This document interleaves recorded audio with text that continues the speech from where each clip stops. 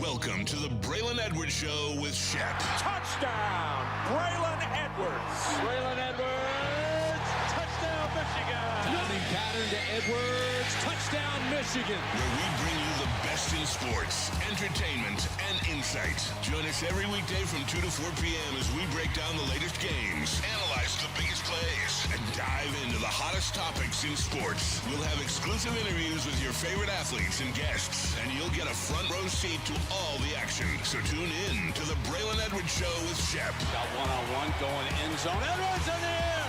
Oh, what a catch by Braylon Edwards. His second touchdown of the game. On the Woodward Sports Network, where sports comes to life. How about that weekend, huh? Did you guys enjoy it? I hope you did, and I hope you're ready for a big week of the Braylon Edwards Show here on Woodward Sports. He's the man to my right. We've got Brendan and Kool-Aid, and glad you're with us here. And join us in the chat, man. Anything that might be on your mind, love to address it, and smash that like button, right? How was your weekend, friend? It was a good weekend, man. You know, Big Ten championship game kind of came to fruition as I thought it would. That was fun to watch-ish. Other than that, man, it was a nice, relaxing weekend. I got a chance on Friday to hang out, do the Killer Kowalski's Christmas deal at the Lodge. Every year they honor Killer Kowalski with the event, and they raise tons of money. Shout out to Matt Riley for putting the event on. It was a lot of fun. TJ Lang is always there. Shout out to TJ. He's a good dude. He scooped me up. Like, you know, when these events, they get to flowing celebrity bartending, and so by then, celebrities tend to have one too many. So TJ scooped me up, picked me up. Yeah, he's an offensive lineman. He's 315. Looks good. TJ might be a little less than that now. He might be floating around He might be floating around 285 or so. He looks good. He's doing his thing. Voice of the Lions, et cetera, et cetera. But he picks me up, Shep. You know what? I'm not like most people. Like, when you pick me up, like, I'm not mad. I'm not tripping. Yeah. As long as you can pick me up, you don't drop me on my head. I'm like, but as soon as he scooped me, Shep, you know what jumped into my head. You know what we talk about on the show all the time. My favorite thing to do is what? Is to work out. Yeah. And Planet Fitness, where your fitness is essential. That's my favorite thing to do. So when he scooped me, I didn't look at it as an opportunity. I was like, oh, whoa, put me down. Oh, no, he's got me over his shoulders. Everybody. I was in my head excited because I said, I can't wait till he puts my feet on the ground because I'm going to instantly grab his wrist and then pick him up right after he did me. Legitimately, he dropped me on the ground, wasn't thinking much of it. I grabbed him. He was like, Braylon, whoa. Got him up so fast. He legitimately was up there chilling. He said, it's kind of comfortable up here. I'm not used to individuals having me up like that. I look at it like John Cena. Like, all the big guys that wrestle there you go, you. That's what I'm talking about, Shep. Way to come through. You can't see me, who just finished his last match, but all the wrestlers from the Big Show to Kane to all the Giants, Undertaker, they said when John Cena picked you up, it's like just taking a walk, relaxing, kicking your feet up, because you knew you were good with the low squat. So picked him up, showed him what time it was. You know what I'm saying? And usually that's in a pretty crowded area. So. Hey, the bar back area. You know, it's not very much room. There's not much room at all, right? It's one of those things where, like, I woke up the next day and was like, whew. But the night, it played cool. So got a chance to do that. They raised a ton of money. It's always good to give back for cancer and charities and foundations that support such illnesses, diseases. And then chilled all day Saturday, chilled all day Sunday. You went watched to church. watched football all day Saturday like I did, I'm sure. In between a couple naps. Okay. You know, there's nothing wrong with a nap. It's good. 20-minute, 30-minute power nap, right? Adult candy will do that to you from time to time. So, but it was a really good weekend. What did you enjoy most about the football games? Let's see. I think Georgia won. That was cool for them. I mean, they beat Alabama. It was good. They got to assert their dominance, and now you start to look at them. I think you picked that one. I did. Because I picked Alabama. I think we said Alabama based on, like, the record, but Georgia. They've won 10 of the last 11 and beat Georgia earlier this 100%. year in Athens, which is probably the most impressive win of any team in college football this year. Always tough to double back in that rivalry. That's one of those where just because I beat you early in the year, just because I beat you, I can't beat you again. Yeah. So watching that, it showed Georgia's prowess, and now we look at that 12-team playoff, and we look at them as a team that's won 9 in a row. They were able to beat their rival, and they beat them handily. So that was fun to see. Physical, fast. Physical. That's a good football team. Physical, man. great that point. That is a really good football team. When we get into the 12, we'll talk a little bit more about them. I think the IU Ohio State game, I like watching that one because one of the big things we talked about last week, I said, hey, no hate. This is not going to look. Ohio State, they beat Michigan. We didn't deserve the win. It has nothing to do with You Michigan. gave them love, yeah. Watching that game, though, you see that they're a flawed team. Flawed in many ways, and you see that if a team can take advantage of some of these opportunities, put some points on the board, keep them in a fight, play the field position, they may not be as explosive and as good as you think. IU, it exactly happened like that. Their best player on offense, their best offensive weapon, he went down play 3. Yeah. And they still were able to do the things necessary. So that was fun. And not great throws by Mendoza the entire game, but when he had to, he made the plays. Yeah. You know? So I thought that was really interesting. I was stunned that they held Ohio State to 10 points. Yeah. Absolutely floored. It looked like last year. It did. The same score. 13-10, 13-10. But that was fun to watch. Texas Tech, I think I learned a little bit more about them. You start to watch, you start to say, okay. Real deal. Okay, this is a real deal situation. This is, I think, one of those teams where you look at what the name has been over the years, you're not giving Texas Tech any respect like that. You're like, passing game, no defense, etc. Right. But now when you watch them, there's a lot more there. The money they spent was well spent. Yeah. They spent it on some players that can actually play, and their coordinators are actually doing not a bad job. I saw a podcast with their largest donor and why they chose to do what they did with their coach and how they identified the talent that they wanted to go after. Yeah. And they hit on just about all of them, which I thought was fascinating, okay? And it's a team that I think we all probably, if you don't watch them a lot, you have to go in, you probably go into their games thinking they're just going to outscore teams. Because that's what they did with everybody. Cliff Kingsbury, Patrick Mahomes. That's the history of them. That is their history. Yeah, and guess Crabtree, what? Michael Crabtree, absolutely. Good example. Yeah. But their defense is a son of a bitch. Yeah. And that's primarily the reason that they're fourth in the country. Agreed. Is because of the defense. Agreed, 100%. You watch that, you said, no, this defense is legit. Yeah. This defense is well played. So that was okay, fun. And then on Sunday, the NFL comes on. I know I've always felt this. I don't know how people feel about this here in Detroit. But when the Lions aren't playing, where's your rooting interest and how much are you buying in, right? So I really enjoyed the Bengals-Bills game. I loved seeing it in the snow. Yeah. Loved watching Joe Burrow and some of the great catches for T. Higgins and Jamar Chase and the connection that they have. It shows you what they've been missing. And then, one bad interception. The other one's a tip pass. One really bad interception that was taken back to the house. Turned the tide. And yeah, sure did. And Josh Allen was simply spectacular. But also watching Pittsburgh and Baltimore. And immediately in my head, as Pittsburgh's beating them, and these are the things that I think about. Maybe it's unfair, but didn't give Pittsburgh a lot of credit. Then they go into Baltimore, and they win with some really good offense, I might add, and thinking to myself, man, maybe two things. Maybe I underestimated Pittsburgh just a wee bit, or is it Baltimore, a team that maybe the win there isn't all that it's cracked up to be after all? I would say first thing, if the Green Bay Packers weren't playing the Chicago Bears, which is a game that directly affected the Detroit Lions, I wouldn't have watched football yesterday. Really? Like I probably wouldn't. I was footballed out from Saturday. I was footballed out from the season. The Lions have already played on Thursday Night Football. They got a big win. So I knew we would come in and talk about that. If there was not the Packers versus the Bears and they were playing average games, I would have maybe had the red zone on a screen somewhere and been doing other things. Maybe even have gone out. The weather wasn't terrible, at least earlier. But interesting. Okay. 100%. Yeah, I mean, I was just locked in on those games. I ended up being locked in because I was, after church, got to the house, I went to lunch, got home, turned on the wave of games, instantly watched the Buffalo Bills and the Bengals. That's where my mind went. That's where my energy was. Watch that game and see what's it gonna look like. Early on, you're like, this is why Joe B is the man. This is why Joe Cool is who he is. And then the tide shifted, the tide flipped, and Josh Allen never let them get it back. He never let them get that momentum back. So, but I watched the Bears. I watched the Packers. What did the Bears game tell you? Bears are a well-coached team that can play defense, that can run the ball, offensive line, gives protection for Caleb Williams. I wrote some notes down, but my notes are over in the conference room, so I'll just go off the dome.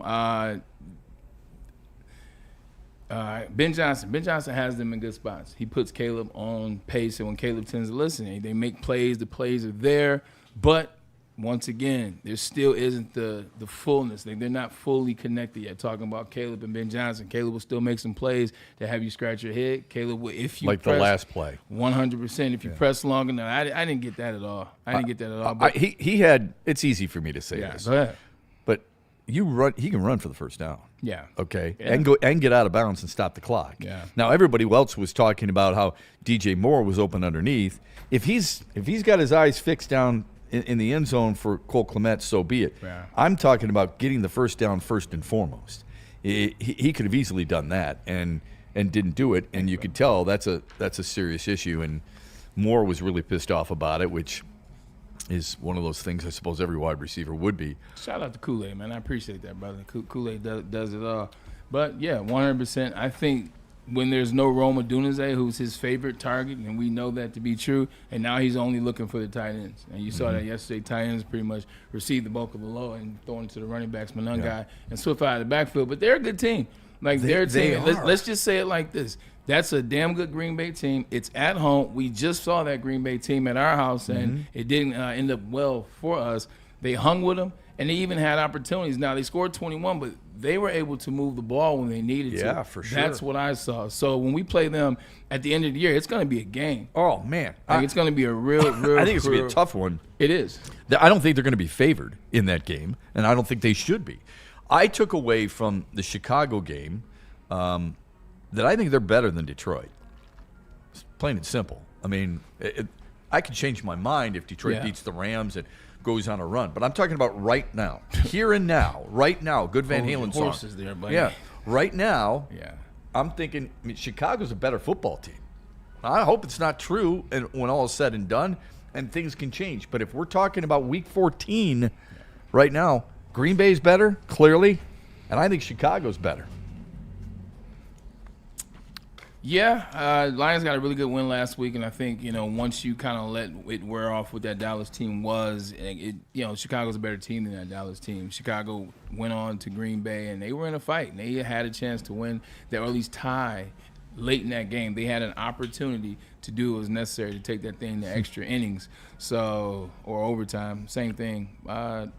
They're a really good team. Yeah. And they're better. I think what's going on with them, Shep, is they're getting better as it's getting colder because the running game is getting stronger. They're really putting it on the ground. They have faith in there. And I think Caleb's confidence is coming from the ability to be able to run the ball. And then with doing so, Ben Johnson is drawing up some plays. How many times did you see plays at the right moment and you were like, damn, I remember that? Yeah. And I'm not trying to get into him being here that ship's long sail. Yeah. But when you're watching the plays, you understand that they have a guy that can put them in the best possible situation. That's more so when I watch what I see. Ben Johnson knows when to call plays, knows when the moment is right, knows when he's played it a couple times over, and now they're looking for this, and he hits him with something else. So doesn't always work, though. No, it doesn't. And again, this is just based on Week 14. Somebody in the chat says that first of all, they didn't think the Bears' offensive line was really that good, but Art Vandelay, which is a really good one from Seinfeld. There you go. If Goff throws that interception like Caleb did yesterday, the Goff haters would be burning down Ford Field. I don't disagree with that. He's right. I think they would be. They'd be all upset. That's all we'd hear. I'm sure Chicago's doing the very same thing, though, folks. I'm sure Chicago right now is saying he's got to make better decisions. It's a joke, some of these decisions that he's making down the stretch, and it could cost us. Somebody else in the chat, Bears about to lose out. They play Cleveland at home. Shador Sanders, Let's go, 354, Shador. 2 tuds, and a Leave rushing him in the tug. game. Let's go. Did that do anything for anybody out there? Oh, but wait, Kevin Stefanski took him out of the game on 2-point conversion. Oh, okay. Yeah, that made a lot of sense, didn't it? How that's, not that he wasn't going to survive anyway, but how stupid. I mean, I don't know why people, well, yes, I do. It's ridiculous. But anyway, I digress. So they got the Browns. They got the Packers at home, and they just played them really tough at Lambeau. Right. They're at San Francisco. I don't see them winning that, and they're home against Detroit. Yeah. I don't think they're losing out. I don't think Chicago's losing out. But that's just me. So what do you think? Where do you think they go? They play the Pack again. Do you think they split that game or they lose? Yeah, I could see them splitting that. I could see them winning the next 2, losing in Frisco, and having a massive showdown with Detroit in the final week of the season. Yeah. Yeah, because I think Detroit, It's going to be tough to beat the Rams, man. They scored 35 unanswered. I know it was against Arizona, but they scored 35 unanswered. Your guy had a really big day. I started him finally. Good for him. No, well, finally started him. Who's that? Stafford. Oh, that's who I wasn't referring to him. So, well, I finally started Stafford, and thank God. I was referring to Blake Corum. Blake Corum had a big day with a couple of rushing touchdowns. I heard he was a bust. That's what somebody from Michigan State in the back named Anson Wells told me. But, neither nor there. Had a really good game. Stafford was really good again, 281 and 3 tutties. So I think he's got 35 and 4 so far. I think it's going to be really hard to win in Los Angeles. But then when you get Pittsburgh at home, which is a possibility, right? Should be a favorite to win that. At Minnesota, should be favored to win that. And then the Chicago game is going to come down to. Let's get back to that Rams game just for a second. Sure. If that's cool, let's talk about that. Yeah. So I think the Rams are a better team. 100%. You watch what they were able to do, 45 points. They definitely were pissed about the loss the week before. Yeah, last week they were number 2 on your board. 100%. And that's, I was being respectful to what the Patriots had done. I really wanted to put them 2, but, one.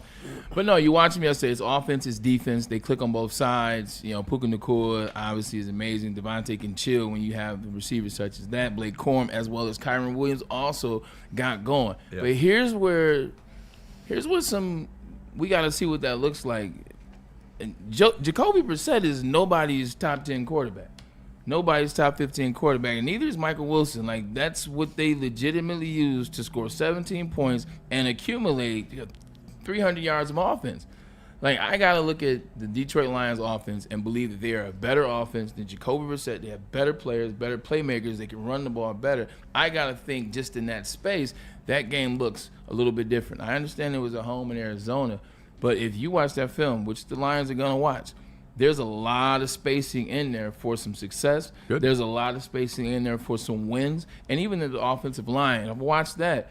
That would give me, not that you need hope. You're an NFL team. You're going in the game believing that you can win. As a fan, let's say it that way. That gave me hope. I'm watching spots. I'm like, I know that they're a better team, but if you allow this and you can get some momentum and you score a touchdown. Create a turnover here or there. So right, 100%, I think the Rams are a better team, but watching that Arizona game, I'm like, I don't think it's going to be I think that's great. That's a great suggestion. It's something I need to take closer into account. I think it reinforces secondary perhaps. is the problem, though.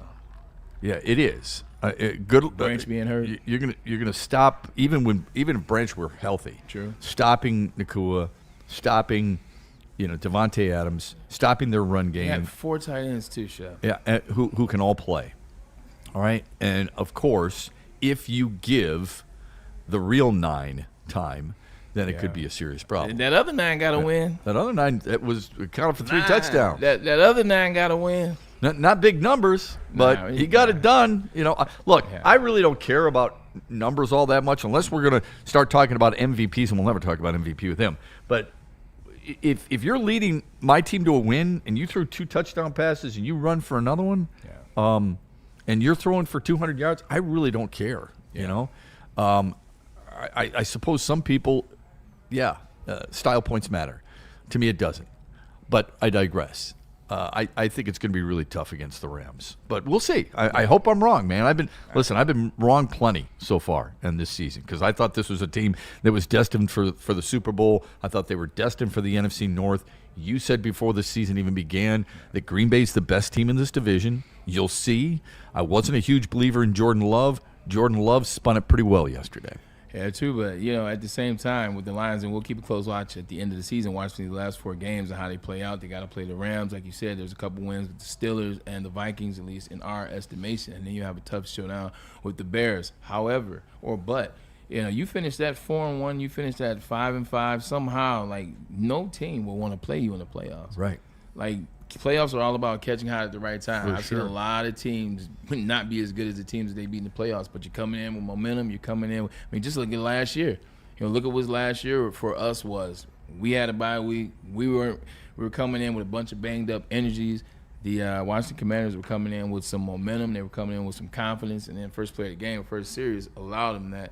That's what the Lions are looking for now. Looking to get this momentum going, week at a time.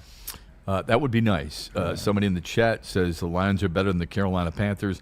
That is a reference to the Rams losing to Carolina not yesterday, but a week from yesterday, I would agree with that. But I would also argue the Rams are better than the Bears. The Rams are better than the Chiefs. The Rams are better than the Vikings.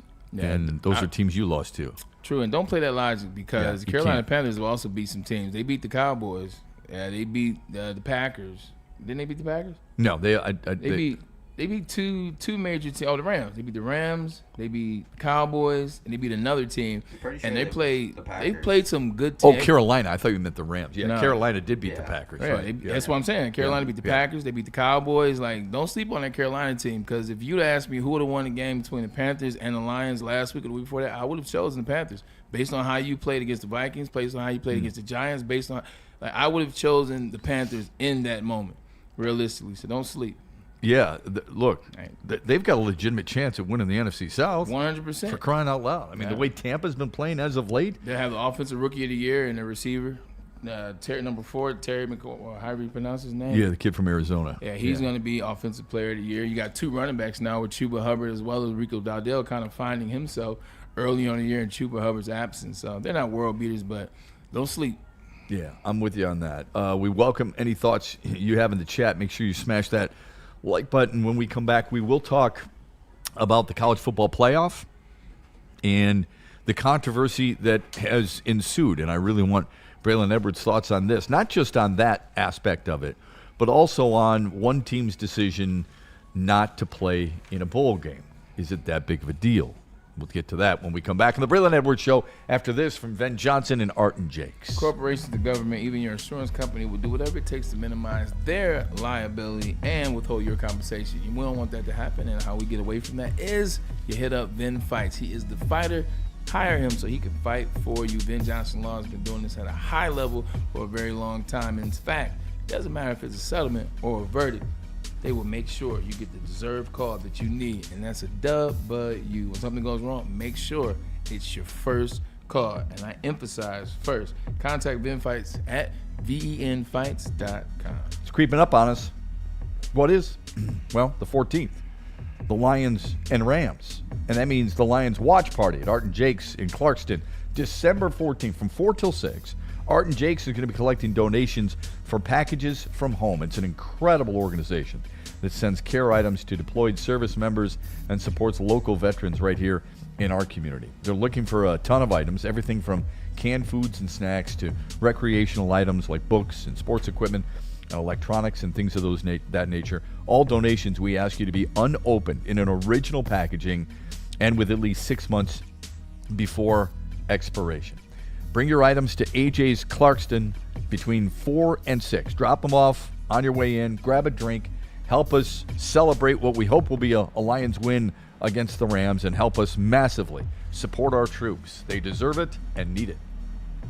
Stop searching for a vehicle and start finding one. Les Stanford Chevrolet Cadillac makes it easy. We harness the power of multiple dealerships and own the biggest selection of GM brands in the area to get you the car you need. With the Les Stanford Group, you'll have access to 4 different dealerships, providing you with more makes, more models, and more choices. We're connected to more than 1,000 vehicles, and with so many high-quality CPO vehicles available, you'll find new car quality at pre-owned prices. You can start and end your search at lesstanford.com today. Planet Fitness now has even more best-in-class strength equipment. Join today for $1 down and save. We're stepping it up. We're not slowing down. Finding new face, new focus.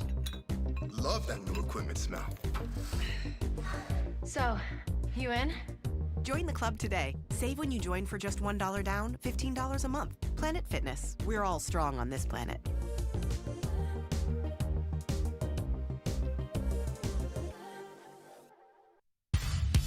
Every Sunday, there's only one place to get all your kneecapping, hard-hitting Detroit Lions coverage. Start your Sunday with the Lions Weekly Report with Broder and Terry Foster. Then, the Lions pregame show with Neil Rule and Sean Baligian. At kickoff, keep it locked in for all the emotions of the game with a live watch party with the heavyweights. Then, recap the game with the Lions postgame show with Anson. Game days, there's no other place to be than Woodward Sports. Live all game day. Go Lions. Big injuries, big news. Twice a week. Dr. Jeff Pierce from Michigan Sports and Spine joins Woodward Sports Network for the Injury Insider Report. Big D Energy Tuesdays at noon. Braylon Edwards and Shaq Thursdays at 3:30. Get expert analysis and in-depth breakdowns on the latest sports injuries from the man trusted by top athletes in the community, like D-Mac. Whether it's the Lions, Pistons, Tigers, or Red Wings, Dr. Pierce talks us through it all. Don't miss the Injury Insider Report with Dr. Jeff Pierce, your go-to source for understanding the impact of injuries on the games and players we love. Only on Woodward Sports Network. Scan the QR code on the screen or go to MichiganSportsandSpine.com to see if Dr. Jeff Pierce can help you. It's bear hunting season, and Dan Campbell is hungry for some kneecaps. If you can just get a hold of them and you start dragging their ass out to the deep, dark abyss, you can drown them. The Kings of the North are back for another year of the brand new Lions. Make sure you're locked in to Detroit's #1 sports network for all the news and info on your Detroit Lions. Woodward Sports, let's go. Go.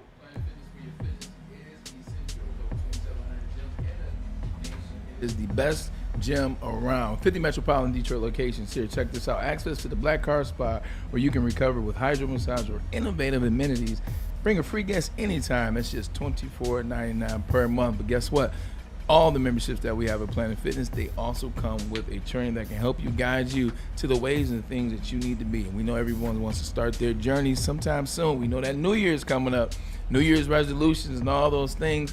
Don't wait. Start now. We're all strong on this planet, and it's Planet Fitness. Weekends got just a little bit smoother, a little bit better, a little bit crisper, a little bit tastier. Sun Cruiser Vodka Iced Tea and Woodward Sports Network are teaming up yet again for great deals going on around the city as we show up and provide you with fantastic live events for the Lions preview and post-game shows. But more importantly, for Sun Cruiser Vodka Iced Tea, it's a regular thing. Real vodka, real iced tea, no bubbles, a clean, crisp sip that won't fill you up, only 100 calories. Have some today, and please drink responsibly. And we back.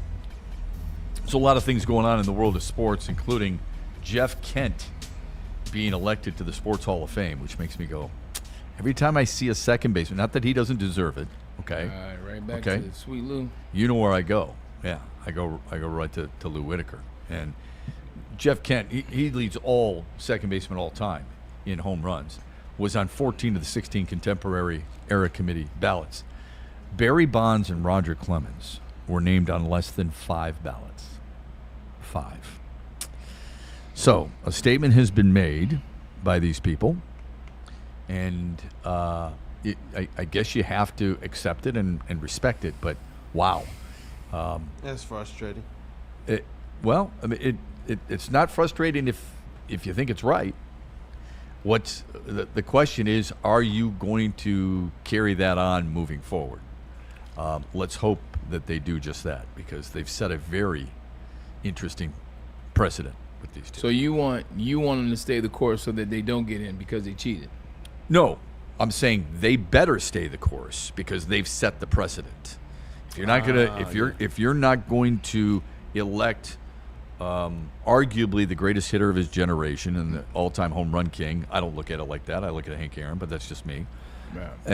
And Roger Clemens, one of the more dominating pitchers of his generation, then that's your prerogative. The writers have chosen it, and the committee, the Veterans Committee, has chosen it as well. Then everybody else moving forward, there better be a magnifying glass on it, right? And make sure they're on the up and up. Yeah, I think eventually, though, I think it's just year one. People still new to it, so you're looking at it like, I'm not going to put him on mine. I'm kind of waiting to see what other folks do. I think over time, those ballots grow and grow, and I think he'll get in. They're just not going to make year one. Give it 3, 4, 5 years, they'll get in. Okay.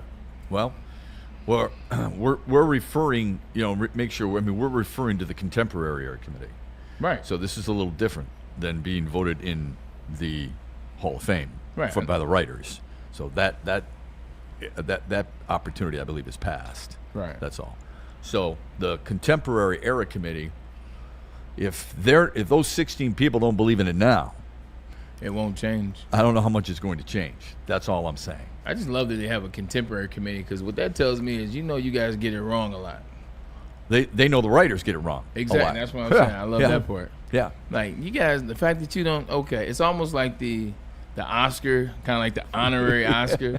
It's like, we know you've gotten screwed a time or two over these 40 years. Here, tonight's your night. Yeah. Tonight's your night. It is I will say this, it's a hard pill to swallow to know that, and I think Jeff Kent's worthy, but he was on the same team as Barry Bonds. They sure weren't friends, but they were both excellent hitters. Barry Bonds was a better defender than he was at his position than Jeff Kent, my opinion. To see one guy to see a guy like, for example, Harold Baines, who I think was a nice player. I don't think he's a Hall of Fame player. He's in and Barry Bonds isn't. Roger Clemens isn't. It's very tough for, I think, a lot of baseball fans to take. But there is a line that I suppose everybody crosses. And that's how some of these people feel. It's just crazy because, like, it really wasn't. I mean, it wasn't. It was like an unwritten rule that it wasn't illegal, and then all of a sudden, now you have the Supreme Court cases, and then you extend to 2001, and now it's like a hard line in the sand. Yeah. Then you had a ton of individuals after that. I don't think the individuals that came before that should necessarily get punished. Because everybody was out here like letting it go so they can bring back baseball and save the sport and all these things. And but those guys aren't in either. So there's something to be said for that, I think. Very true. With But McGuire those guys and weren't Sosa. these two. Right, but McGuire's numbers would warrant him being in.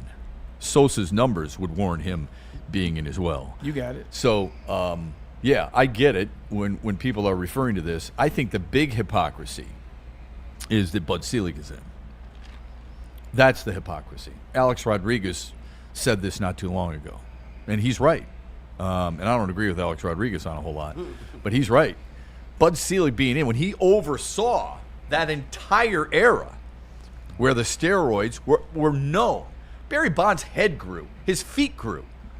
There's no question, right? There's absolutely no question. Anybody who says, look, he wasn't doing it, bull crap. I mean, wake up. But when all these other guys are doing it as well, Rafael Palmeiro, Roger Clemens, you can deny it all you want. Brady Anderson. It was, not all of them were doing it. Not all of them. Okay, I've got a lot of people, a lot of guys I know who played during that. They didn't do it. Now, they're not Hall of Fame players, but they didn't do it. It also depends on who do you have that likes you, who do you have lobbying for you. That's right. Barry Bonds has no allies in Pittsburgh. He has no allies in San Francisco. Barry Bonds is a one-man now. He did that to himself. You can say that, but that's just exactly what it is. Meanwhile, Dave Ortiz has the power backing of Boston. Yeah. Like Boston, Charisma. hard stop. Yeah. Boston. Right. I'm talking about all that Boston is. Mm-hmm. You have that representation. Like, nah, you're going to get our guy in because we need one here in Boston. Mm-hmm. We need a Red Sox in the Hall of Fame to represent this era that we had. So, no, we don't care what happened. What is it going to take? Mm-hmm. Like, when you have somebody lobbying for you like that. It helps. You're right. 100. Jim Leland lobbies for Barry Bonds. I appreciate He's a that. big believer in that. Great conversation they had back in '88. Yeah. Well.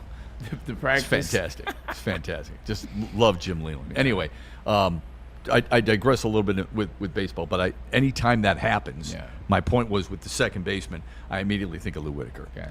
And probably need to stop doing that because all I do is get myself more pissed off. All right, let's shift back to some college football. And the college football, the big story, as we all know over the weekend, was the quote-unquote snub. Another good line from Seinfeld. I snubbed her. Well, here's what we see. How many of these teams, Braylon Edwards, are undeserving of being in the college football playoff field of 12? 5 through 12. Like I'm gonna open there, and then I'll play along with what we live in and exist in. It's no reason for these 5 through 12 teams. It's no reason for those 8 teams to be in it. You think you got the best 4 teams, 1 through 4? These are the teams, particularly that we talked about majority of the college football year, and the ones that we talked about at high level: Ohio State, Indiana, Georgia, especially towards the end, and Texas Tech. The defense, the numbers, and now we got a chance to see them. These are the teams we talked about. When we talked about these other teams, we were waiting for Texas A&M to blow it because they're a fraud every year. University of Miami, we'll get into that. You know they can't win the national championship. Ole Miss, that's why Lane Kiffin, your own coach left. That lets you know all you need to do is stop playing with Tulane and James Madison. Oregon, they couldn't win the last 3 years prior to this, and they were much better teams. Yeah. They're not the team. And Alabama and Oklahoma, we've seen what we've seen out of Alabama. And we've like seen as much that as matchup we want already Alabama once this to year, be the team this year, or to be to be an Alabama of old, as much as you never saw it consistently. So like you don't need them. You need these four. Now with that being said, I'll play ball. Okay. Did they get it right? I like that. That's a really strong take. I love it. You know, basically, you think there's 4 teams and everybody else, and it's every chalk. team on this side, we've argued like, are they even good enough to make the playoff? Yeah. Like if you're arguing, can you be a 12 seed or a 10 seed? But looking at this, I don't even care about Tulane and James Madison. The Notre Dame and Miami game, I guess that's the big one. Yeah. Miami beat Notre Dame. Like they both got neither one of them. One's in the conference but didn't win. One's not in the conference. They play head to head and lost. Like what are we talking about? Yeah, Notre Dame probably the hottest team in football, in college football. Then they shouldn't have lost to Texas A&M and Miami back to back. They should have beat Miami. Right. Just like Louisville and SMU did. Amen. I don't disagree with you on that. I think the big debate is, do you have the 12 best teams? Yeah. Okay. I'm from a mid-major school. All right. I graduated from Central Michigan University. I want mid-major schools to get their just due. I don't know if you consider that for James Madison, who plays out of the Sun Belt. I don't think they have any business being in this tournament. Tulane, you could almost make a case for. You could. I mean, considering their coach left too. But their coach is also still coaching them. Yeah, because they didn't give them an ultimatum like Ole Miss. Here's the debate I had with somebody last night about Tulane. They said, when you play in a league like that, you're going to have to play outside your conference and play better competition. And they play in the American Football Conference, in case people wonder. And I said, but they did. They scheduled a team from the Big Ten. They scheduled a team from the ACC. And they scheduled a team from the SEC. All right? Now, how good those teams are, you and I can look at them right now and say, well, they're not very good. Look at who they scheduled. Hold on. A lot of these schedules are made way in advance. So they scheduled Northwestern. Not a very good team, but Northwestern is at least playing in a bowl game. I know. Cue the soundbite. Everybody's playing in a bowl game. They beat the ACC champion in Duke, and they got blown out by Ole Miss, and will probably do the same thing here by 5 touchdowns when they have to go to Ole Miss in round 1 of the playoffs. Yeah. It's the James Madison one that I have a really hard time with. I don't understand why you're giving that bid to a team from the Sun Belt, with all due respect. Yeah, no, that's fair, and I know money is on the line. I'm just trying to figure out where James Madison gets the bread, because whenever you start looking at things, everything's political nowadays. Like, how did James Madison get in? Who'd you grease? What pockets? Like, what money did you put in pocket? And who did you promise? Where's James Madison at? Like, what's going on there? What's the real estate development? What's the land? What's the entry? What's the buy-in? I don't know, and it's silly. I just stand on their 14 deal, but it's silly to me that they're in. You're wasting the time, and all that's going to end up happening with the 12-team playoff, unless the football players, the NIL on the portal matriculates it more, so it's spread out even more evenly than it already is. You're wasting this first round with potentially getting players hurt that matter. Yeah, like that's the only thing I see is going to happen with this, because James Madison, nor Miami, nor Tulane, none of that matters. And what's going to happen? Somebody in this game against Ole Miss. I'm not claiming that, guy. You hear me? I'm not claiming that. Let's just say it did. Like, legitimately, your quarterback from Ole Miss goes down playing a team that has no business being there. Now you go to the Ole Miss Georgia game. It's a waste. Yeah. It makes no sense, as opposed to just Ole Miss playing Georgia now. What's the solution? So, because I complain about this, all right? And I'm sure, Brendan, you've complained about it with your friends. Kool-Aid's probably complained about it with his friends. That's okay. There's nothing wrong with griping about what we consider to be, is it a broken system? I don't know. It's a broken playoff credential, because we don't know exactly how they go about this. If you look at James Madison, I want you to think about this. They played Weber State. They played Liberty. They played Georgia Southern, Georgia State, Louisiana, Old Dominion, Texas State, Marshall. I mean, they have nobody outside of Louisville, which is their lone loss. They have played nobody that is worthy of being on this. No. And that's why I said that, going back to the 4, which I'll shift back. Like, the year Cincinnati got in, I was fine with it. Like, Cincinnati getting in there, I was fine. Because because they were a good school. They deserved it. You look at the schedule. You look at who they played. You look at what some of the players are ranked as. Obviously, most notably, Sauce Gardner, but Kobe Bryant was a really good wide receiver at the time. A quarterback, we saw where he went. Didn't work out in the league, but at that particular time, it worked out. Like, that was a team that you could say, okay, cool. And they played against Bama. Bama didn't throw the ball on them. They ran the whole game, but it was okay. I could see why you guys belong. Now let's remove you and get you up out of here. You didn't see that from anybody else. The James Madison one, what are we doing? Yeah. Like, you're trying to go further and further back. Here's the way you fix it, but you're not going to put the genie back in the bottle. So it's going to be 12 teams, it's going to go to the NFL, which is 14. I think that's what's really on the horizon. You got to give 10 spots, and then the last 4 teams get to play in for it. Like you playing give 10 spots. Yep. What determines the 10 spots? The committee sucks, but with the picking is from that, really, you should go back to a machine. I mean, the BCS was better than this, but I agree. Maybe go back to it. Maybe go to a machine. Maybe get that who are the best 10, and then figure out the next 4, or just keep the committee. They get paid to do nothing, and what I mean by pay is, anyway. Go do 10 teams, and in the last 4, you guys play. 11 players, 14, 12, 13. You guys play in the 2 teams that get in. Oh, I see. Okay. Now almost like a playing round in Dayton in the NCAA tournament. Yeah, why not? They want more games anyway. That's not a bad idea. And get rid of these conference championships. That's never going to happen. Exactly. There's too much money. But I had to throw that in. Yeah, no, I'm with you on that. What I said, and I tweeted this out after this was announced yesterday, I said, can we just cut through the bull crap and get a commissioner in there? I don't care if it's Nick Saban. I don't care who it is, all right? But somebody. Yeah. And oversee this and just make it worthy of our time. The fact that we even have preseason rankings and rankings at the beginning of a season make no sense to me whatsoever. And here's why. If you're going to rank a team from the Big Ten and another team from the Big Ten, you better make sure they're who's playing that balanced schedule. No one's playing a balanced schedule. Okay? The Big Ten is too big. There's 18 teams. Yeah. I said this a long time ago, and everyone's talking about expansion.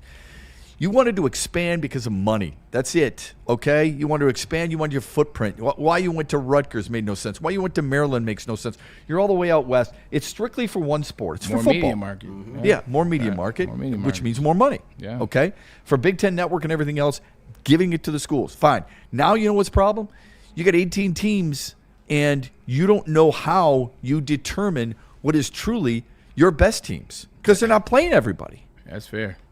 So you need to fix that first and foremost, and they can't fix it because it's too big, because you'd have to play way too many games. So I'd like to see it scaled back. I think 12's too many. I think 14 will be too many. 16 will be too many. We had Gus Johnson on 2 weeks ago. He used the number 24 involved. He liked it though. Like I really wanted to battle him on that point. But there was a lot more to get to in the show, and I appreciate the Lion stuff and all that. But that's nuts. Yeah, it is nuts. That's absolutely nuts. Like, this is nuts. So what will work for you? 6? Yeah, I think 4 or 6, quite honestly. I mean, you mentioned 4. Yes. You got the 4 right there. Now, do I think Texas A&M could be a scary 7? Absolutely. Last year, Ohio State won it as a 6 seed? Were they a 6 seed, I think? So, but they're a different 6 seed, right? That is not true. You've got teams in here, with all due respect to Alabama and Oklahoma. They dropped the what's name last year. Last year they had the conferences matter as the 1, 2, 3, 4 kind of spots, and then it dropped off. This year they didn't do it as such, I don't think. No, they didn't. This because year was just the best. Yeah, that's right. Because Indiana and Ohio State are. SMU and Arizona State got bye weeks last year, something along those lines. Yeah, that's right. Yeah. So, look, I would love if this were my Final Four and we were looking at that for the build-up. I think it'd be fantastic. 100%. When you start to get into the 2s and what 2 teams you lose to and teams that you played, and are you really belonging, or do you really deserve to be in it? You start to get to a bunch of teams that have absolutely no business in terms of talking about what a national championship is. There's no disrespect to any of these schools up here or their programs, their student bodies, and the things that they believe in. And hey, look, they lobbied, and that's why they're there. But hey, none of these teams can win a national championship. Like, none of these teams are deserving to win a national championship. I think Ole Miss can be scary, and I think Texas A&M can be scary. I put it to you this way. But I don't think they're better than the teams they're about to play. Exactly. No team whose coach left you is better than any of the teams in the top 4. Okay.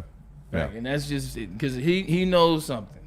So I heard somebody when I first came, Anson and I like Brian Kelly. Anson and I were talking, and he said, "I'd like to see 16." Okay. And I said, "Okay, so you got the 12 here." He said, "Because I'm okay with the 12." Yeah. I said, "Who are the other 4?" And he was a little uncertain, but he mentioned Notre Dame. Okay, that's fine.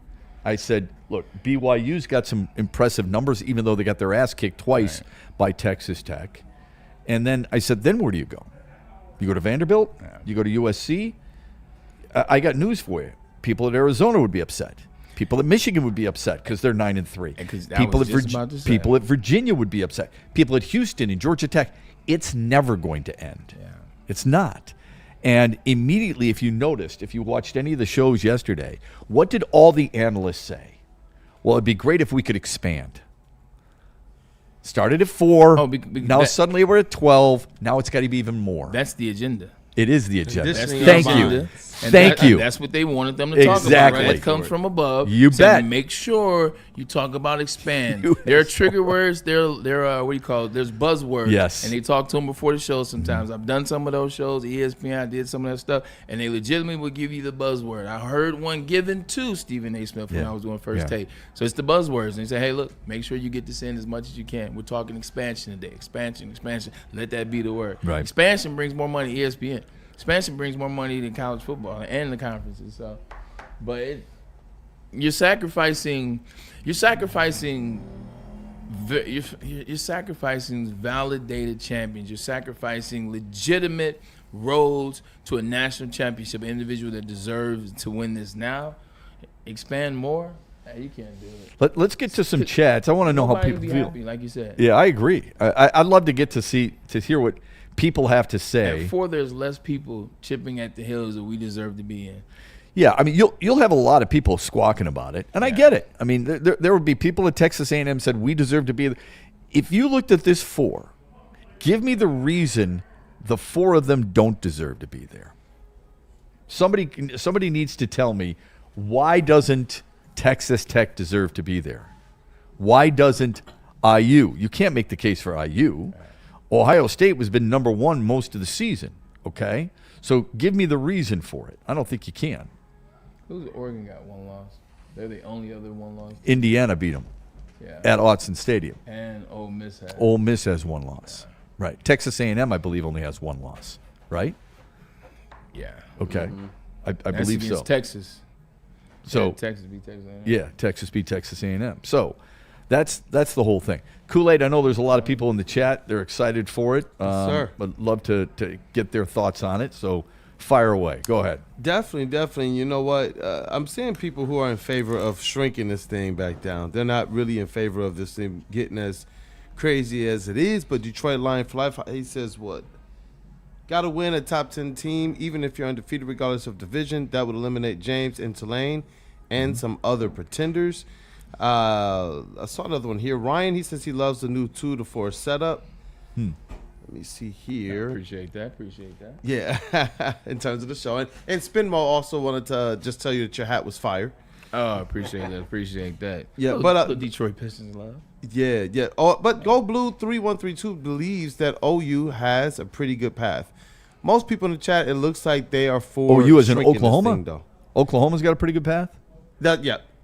That's interesting. Yeah, I think they're looking at Alabama's going to beat them. You think so? Yeah, I think Alabama's going to beat them. Mm-hmm. And then you got to play Indiana, who is legit. You said this 2 weeks ago. They're legit, they but are I think legit. People discount them, even with I do the too. Big Ten title. Yeah. I think you're 100% right.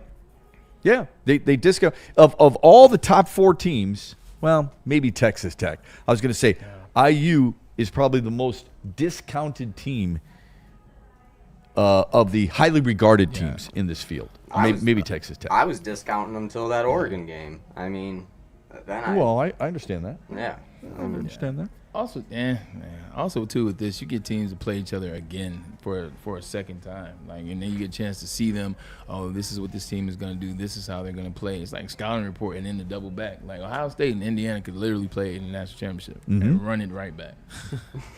So, I guess I won't run this play this time. I won't run it this way this time. It's like getting the scouting report. It just takes away from it. Yeah. Somebody in the chat said you're going to see an upset 11 over a 12. I don't understand that one. This ain't college basketball. Yeah. It doesn't work like that. No, I don't think so. I don't think that's what you see. I mean, you did see Notre Dame upset Georgia last year, right? Okay. But I didn't really – I mean, I guess Ohio State beating Oregon because Oregon was a 1. Oregon was number 1. And Ohio State beat them handily as a 6 seed. But those still are major brands. At the end of the day, like Notre Dame and Georgia are big brands. Mm-hmm. And oh, by the way, Georgia lost 2 quarterbacks before the second quarter even started. That's true. Dante wants to see this thing be at 8. And I can understand that, like if you were going to go. But I feel like the 4 was perfect. The 8 gives you an opportunity to allow the next 4 in, because there's usually 2 or 3 teams that they say should have been included. So I do see the light in the 8, but I loved it being the 4. Me too. It felt like there was so much more value placed in that tournament versus what we have going on right this now. will be controversial, but can I just say this? If you're not going to get rid of the conference championships. Is that fair? No, that's not going to happen. Okay. Just give me the conference champion from the Power 4 conferences. Give me the Big 10, the SEC, the Big 12, and the ACC. If life could be so simple, Shaq. That wouldn't work this year. Right. Because Duke won the ACC. But if the ACC had a better understanding and a better tiebreaker system, you probably wouldn't have that. It takes, for me, it takes out all the minutia of writers and coaches who are supposedly voting in this thing. When the writers don't see everybody and the coaches sure as hell don't see everybody. Hey, you know how you help that situation? Hey, Notre Dame, why don't you go officially join the ACC? Thank you. Since you want to dance on the table all the time. Hey, we're with you. No, we're not. Hey, we're with you. What about those other 24 teams? Why are you so worried about what we do? Because you use the ACC all the time. Exactly. You use them to get to the playoffs 3 years ago.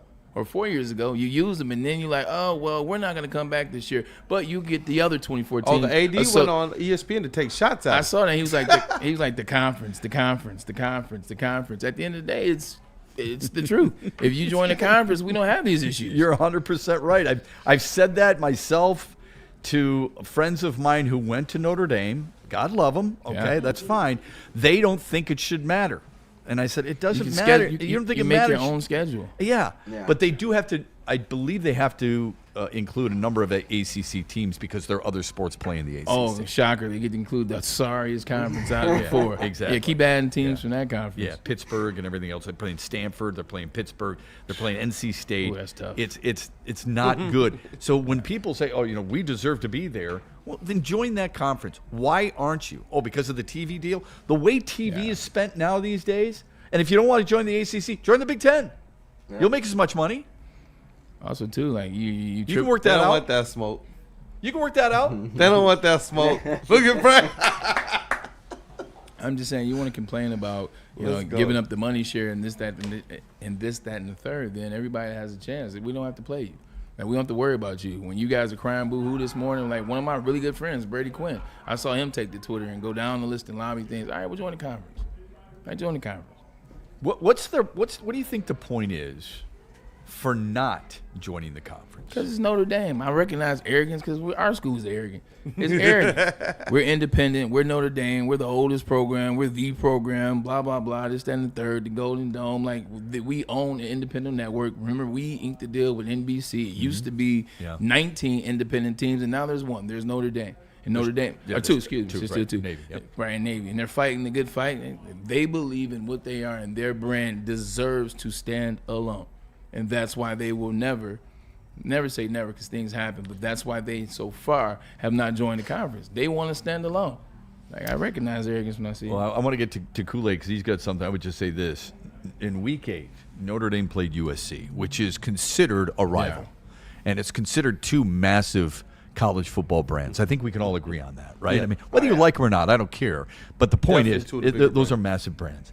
They average 4.64 million viewers on NBC. That ranked 4th in the sport over the weekend, way behind Ole Miss, Georgia, that averaged 9.8 million. Yeah. Tennessee and Alabama, which averaged 8 million, and LSU Vanderbilt that averaged 6 million.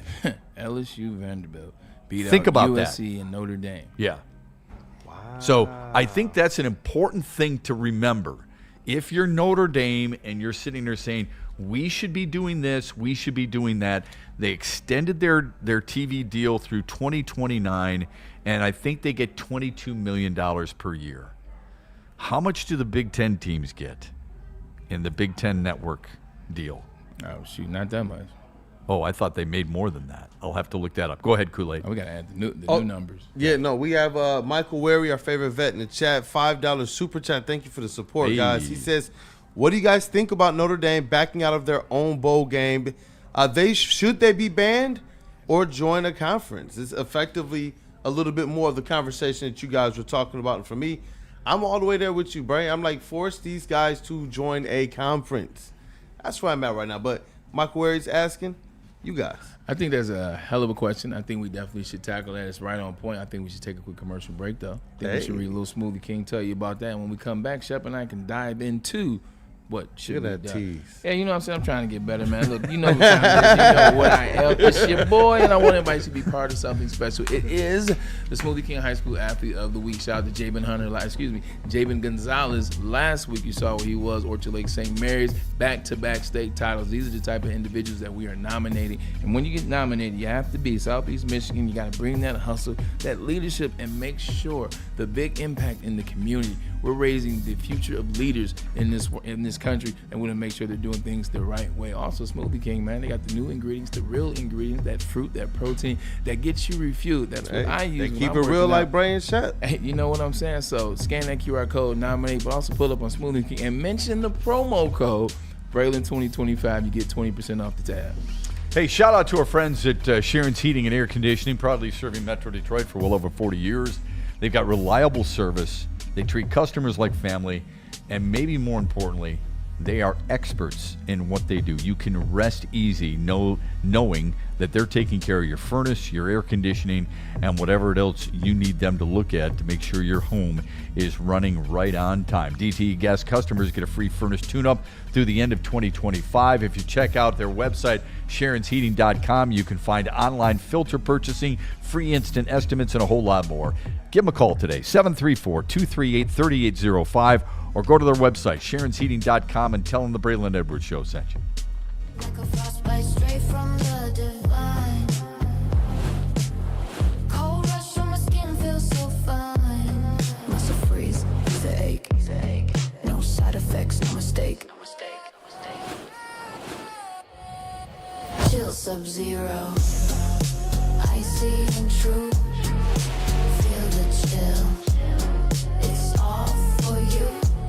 It's not magic, just science play. Chill Sub-Zero. Why do we fight? We fight to protect the innocent, to hold the powerful accountable, to bring the oppressors to justice. Why do we fight? We fight to secure and preserve our civil liberties, to get each and every one of our clients the justice they deserve, and to make the lives of real people just like you whole again. ThenFights.com. Looking for your daily sports fix? Look no further. Join Braylon Edwards, the University of Michigan legend. Lofting it right corner of the end zone for Braylon, up in the air. Touchdown, Michigan! And Shep. Do you believe this comeback? Your favorite sports commentator as they tackle the hottest topics in the world of sports. Catch the Braylon Edwards Show with Shep, Monday through Friday from 2 to 4 p.m. on the Woodward Sports Network. Get ready to laugh, learn, and love sports like never before. No one gives away more cash and prizes than Woodward Sports. You don't believe us? Here's our latest $10,000 winner.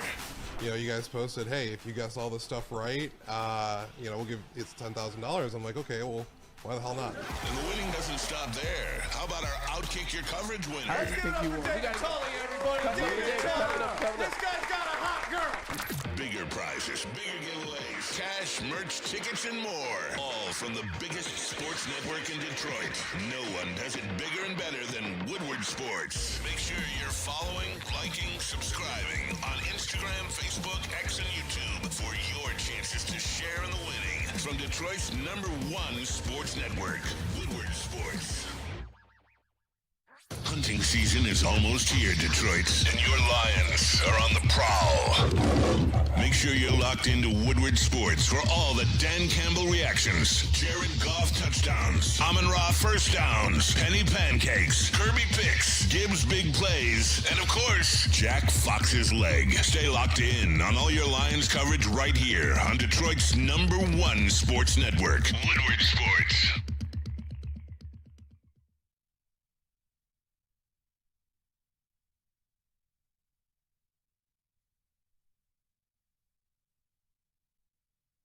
You know how some things are so good they should be world famous, but they're not? Our house-made vinaigrette is one of those things. And the antipasta salad, we drizzle it over. Same with our hand-battered chicken tenders. Original recipe soups and pasta sauces. It's almost as if our original, world-famous Detroit-style pizza is mocking them. And that's not very nice.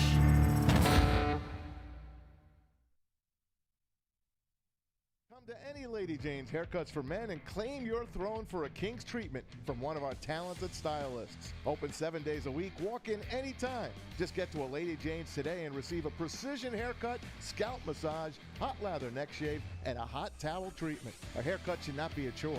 It should be an experience. And that's exactly what Lady Jane's has to offer. Open 7 days a week, walk-ins are always welcome. There's always a location near you. Lady Jane's Haircuts for Men, it's wicked awesome.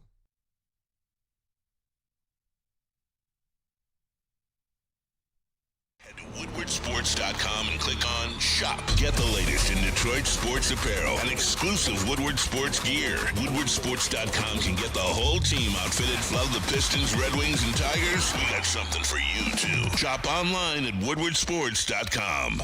Thank you to all the fans for making Woodward Sports your #1 online destination for Detroit sports. We promise not to drop the ball.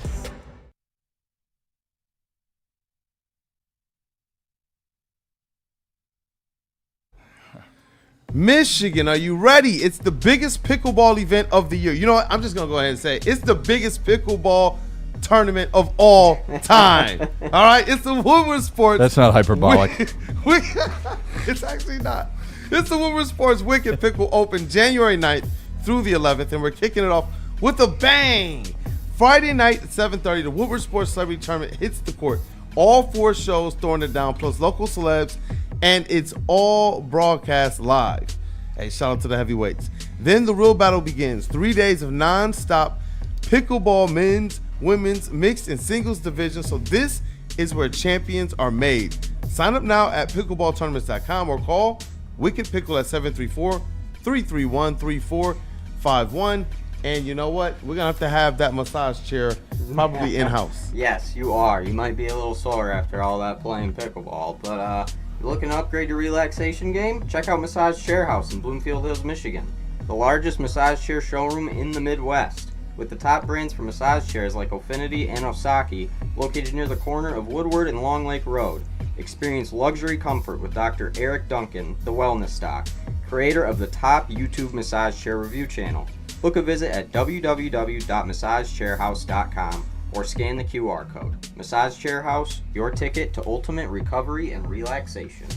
And we back. Somebody must have been watching our show, because I got a text from a friend who said, these are the teams that have declined a bowl bid. You ready?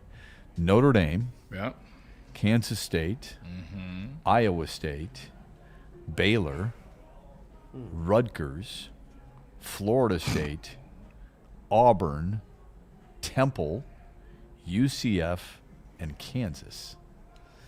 My response was Kansas and Rutgers and Baylor and Auburn, they don't deserve it anyway. They got 5 wins, for Christ's sakes. And they're only there because no one else, teams like Iowa State and Kansas State, they're losing their coaches.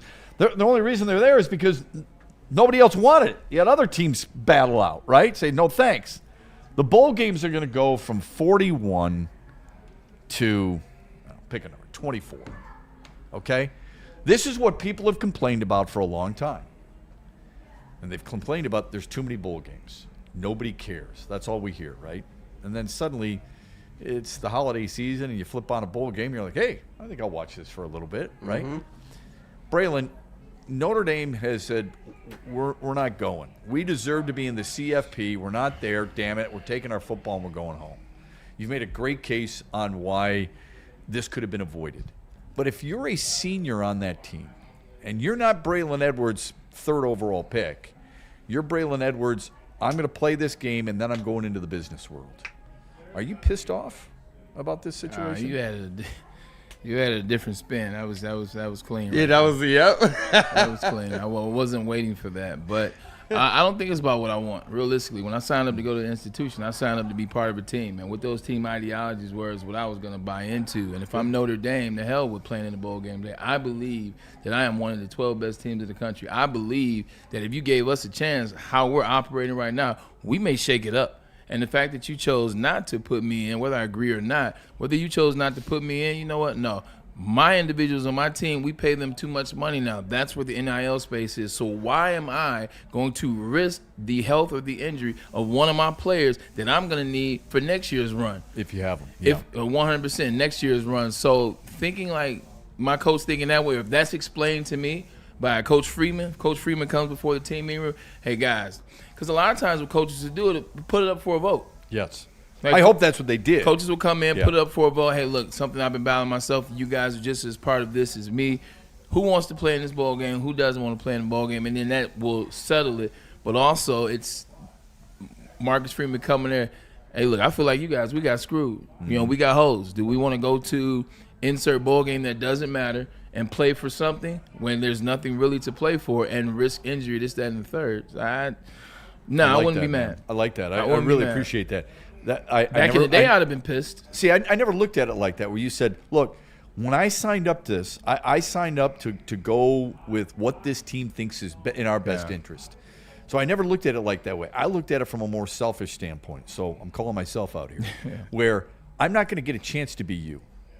I want to play as long as I can. I want 3 more weeks, whatever it may be, of practicing with my guys. I want to be able to play one more game. I want to be able to cry knowing that this is the last time I'm ever going to play the game I love, because you can't do this in a beer league, right? I want to take the picture with my buddies at this bowl game knowing that I'm going to have this memory for life. Well, you guys can go hang out in Florida, man, and get some pictures ready, because the way I look at it, Shep, is looking back when these guys are 10 years removed from Notre Dame. 15 years, 10 years, 5 years, you're going to look back more at the stance you took. You're going to look more at the fact that you were, 10-2. See, that 10-2 is not going anywhere. It's not 10-3 and you played a bad team. It's not maybe it's not 11-2. Maybe it's not 10-3. Maybe you play a team and maybe something happens and you lose. It's the mystique of what would have been.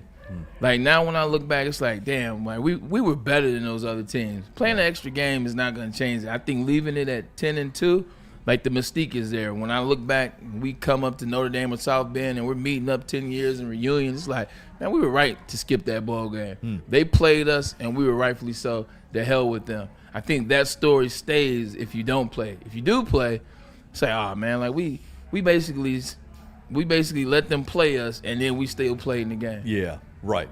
So there's the disrespect. We got played twice. Yeah, there's the disrespect factor. I mean, you're going to make some extra money, but True. Is that worth it? I think it depends on the matchup. I think it would have been a really interesting matchup if Notre Dame played Vanderbilt, for example. I mean, who says you're going to play a crappy team? You're a good team. I would think they would want to put 2 really good teams against one another. But I understand your situation. I understand your point of view, and I'm not going to disagree with it. I think it's on point. unfortunately, we just live in a world, and it goes back to the Nick Bosa sitting out that whole year, or Jackson Smith and Jigba, who chose to play in the Rose Bowl and went off and broke all the records. That's what he was trying to do. You play in an era where we were talking about I forgot. I lost my train of thought. Playing in an era of just the Final Four? But, no, not the Final Four. Just more so like what this is and the money. That's what I was talking about. It's where the money is, the money aspect. Like when you're paying quarterbacks or you're paying players, and when you're on this, it now gets into the thing like the NFL doesn't want their players playing in celebrity games or all-star games or Pro Bowls or this, that, and the third, because you don't want to risk injury. Like nobody wants Patrick Mahomes to go out there and blow his knee out and he's making $60 million. I think if I'm Marcus Freeman and I'm looking at CJ Carr, do I want to run the risk of hurting my young quarterback who is showing me that he may have the moxie enough to be something special? Do I want to run a chance of risking that, an Achilles injury, a knee injury, or anything for the following season coming up when there's nothing on the line in this bowl game? Yeah, I like that. I wonder how much they have to weigh the practice, how much that's going to help them, and playing in another game, and how much that's going to help them. Yeah. I think there's a lot of times in sports today where we're so fearful of losing a commodity, and I'm looking at C.J. Carr as a commodity for Notre Dame, losing the commodity rather than trying to enhance that commodity's value. Like when you're driving a car, Shep, like, are you? Never mind. I don't know. I'm gonna ask somebody different this question. Brendan. Yeah. If you were driving a 1995, it's a bad example, but a Grand Prix, like, would you drive that Grand Prix 95 a little bit different than you might drive a, let's say, 95 Ferrari Testarossa? Yeah. You're gonna take just a little bit more care of that one. You may not drive as hard. It's just like walking in shoes. Like when you got on busted shoes, like you walk hard, you run around, you do all the things. But when you got on those brand new shoes, you walk real light. It's like I don't want to get them messed up. Like when kids aren't making money, like you don't care about all that. Like everything's on the floor and you're sacrificing all that. When money starts to, that thought, it enters. It's like, yeah, he can benefit for one more game, but at the end of the day, I'd rather just just give him some time off. Now we get into spring ball and summer and everything else versus who are we playing again? I don't even know. Right. In other words, do you think people would be more accepting of just the college football playoff bowl games and that's it? I think so. What's the point of playing all the other games? Michigan plays Texas in the Citrus Bowl. It's good for TV. So a lot of people, I'm sure, pretty excited to watch that if they're a Michigan or Texas fan, to give them a little bit of a gauge. Yeah. Two young quarterbacks who get a lot of hype, maybe overhyped to a certain extent. Do you not think that that's a bowl game that can benefit either or both? Definitely. I think those teams are in different situations than C.J. Carr and what Notre Dame is. I think these are two individuals that do not deserve to be in the college football playoffs, but absolutely have younger quarterbacks, younger players on their team, and they want to get better. And you mix two teams together. They just played last year. You know, there's something there. This is a good bill. There are the bowl games, I think, that still matter, and I think that's the top 25. Okay. I just think the top 25. Like, once you get past that and you start to get, bring this team to play this team and this 5 and 6 bowl versus this 5, who cares? Like, I barely care when it was 7 and 5 or 7 and 5. Yeah, so this I care about. I understand that. If I'm a mid-major, and my guys aren't wanting to sit out because most of them aren't going to the next level. Yeah. And they've got a chance to play another team and get another month worth of practice and get a bowl game under their bid where we can actually put a championship trophy in our trophy case and show recruits that, knowing that we're not going to get guys like this. Yeah. They're not coming to Kalamazoo. They're just not, unfortunately. They're not going to Eastern Michigan. They're not going to Central Michigan. That's what we have. I don't want that taken away from those kids because these guys are more talented than those guys, but those guys work just as hard. They just don't have the same talent. They want to work their ass off because that moment is their CFP, knowing that they're not going to get there. I agree. But you know what happened was people clamored for all that expansion, and when you get that expansion, you have to get rid of some things. And what happened was the bowl games that were on the lesser end take the hit because now you're doing the expansion. So you got to go 12 games. You got to put some of those as bowl games, and then you don't have a lot of room left for bowl games or people wanting to be in things that matter. Yeah. Go ahead, Kool-Aid. Yeah, I was going to say, Michael Wary again, another $5 super chat. He has the number 2 crown already. How does he not have number 1? The crown is But yours. he says they need to use the bowl games for the playoffs instead of having so many 6+ win teams. One more time. They need to use the bowl games for the playoffs instead of having so many 6+ win teams. So you have to have a certain amount of wins to get in? Okay, then that would change how many wins do you need to get in? Because he's right. The 6 wins will take you. Yeah. There are, I counted this up this morning, 6-win teams. There's over 80. Okay? Yeah, that makes sense. Okay. There's 81 bowl games. So obviously, there's 41 bowl games, which tells you there's 82 teams. Yeah, there's like 14 6-win teams in the Big Ten. Yeah, I know. I think specifically, I think there's 10 or 12. You're right. No, but I hear what you're saying. So I guess my question would be, how are you going to use all the bowl games as a build-up, almost like a bracket, if you will, to the college football playoff, and still be done in time where those kids are actually in their class, senior, junior, sophomore, freshman, because it's going to take forever to play that. Oh yeah, once they start paying them, that classroom stuff was an option. Yeah, it is. It's an option, but it's really but the expectation remains. What? Julian Sand didn't go to chemistry. You can't play in the game, man. All right. Yeah, right. Okay. Ryan Day, damn it. Where's the administrator who's part of this? Right. Yeah, man, I see. You notice 1.2 you don't hear a whole lot of that. in that field. You don't hear a lot of that anymore. Okay. But at one point, if that's what we're going to have, then these kids, they're basically playing an NFL schedule. You know that. That's what you're looking at. They don't get much time off in the off season. It's right back to work. Yeah, also they actually practice more than the NFL, because they start winter training legitimately 2 weeks after the season's over. So when you get to January 14th, 15th, like you're already starting winter conditioning. So that's when it gets picked up. That's when the workouts get heavy and hard. And then once you get past this, here comes spring ball in March. Spring ball starts in March. Spring ball goes through Easter. And then Easter, then you have a small little break, and guess what? Here comes summer training. Summer training is all of the end of April all the way through July. And then here comes two-a-days starting at the end of July or the beginning of August. So the college schedule now with all these games, especially if you're one of these teams like Ohio State, Alabama, Georgia, Michigan you're playing as much. The schedule's longer, actually. Okay, when we come back... Oh, by the way, there's class in there somewhere. Somewhere. Yeah, somewhere. Oh, and you'd love to be able to have some type of social life. Yeah, you are a teenager, a young 20-year-old, but rarely will that happen. When we return, the importance of preparing for the departure of an important position and your belief in the Lions as they get ready for the Rams. We'll do all that and more on the Braylon Edwards Show when we come back after this from Jack's Car Wash and Les Stanford. And Les Stanford has the offers in December that matter most to you, like the Silverado Crew Cab LT for as low as $189 a month. That's a brand new Silverado. A 2025 Cadillac XTS, it's only $359 a month plus tax. What the hell's going on over there? And a 2026 Buick Enclave for as low as $399 a month plus tax. You can't beat these deals. You can't beat the inventory. You can't beat Les Stanford at lesstanford.com.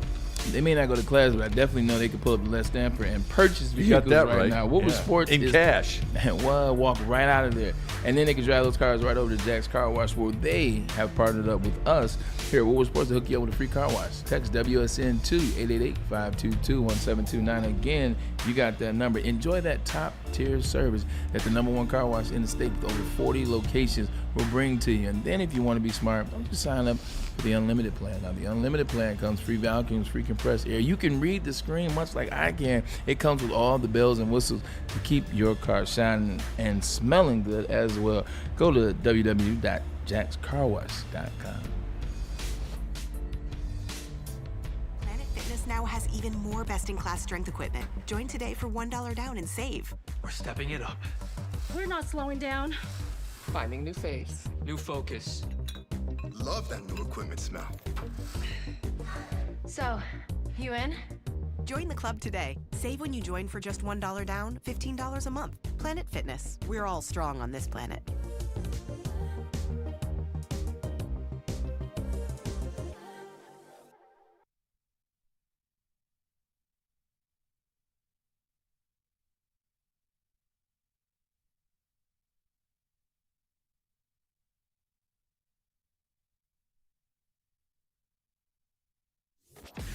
Injuries? Big news. Twice a week, Dr. Jeff Pierce from Michigan Sports and Spine joins Woodward Sports Network for the Injury Insider Report. Big D Energy Tuesdays at noon. Braylon Edwards and Shaq Thursdays at 3:30. Get expert analysis and in-depth breakdowns on the latest sports injuries from the man trusted by top athletes in the community, like D-Mac.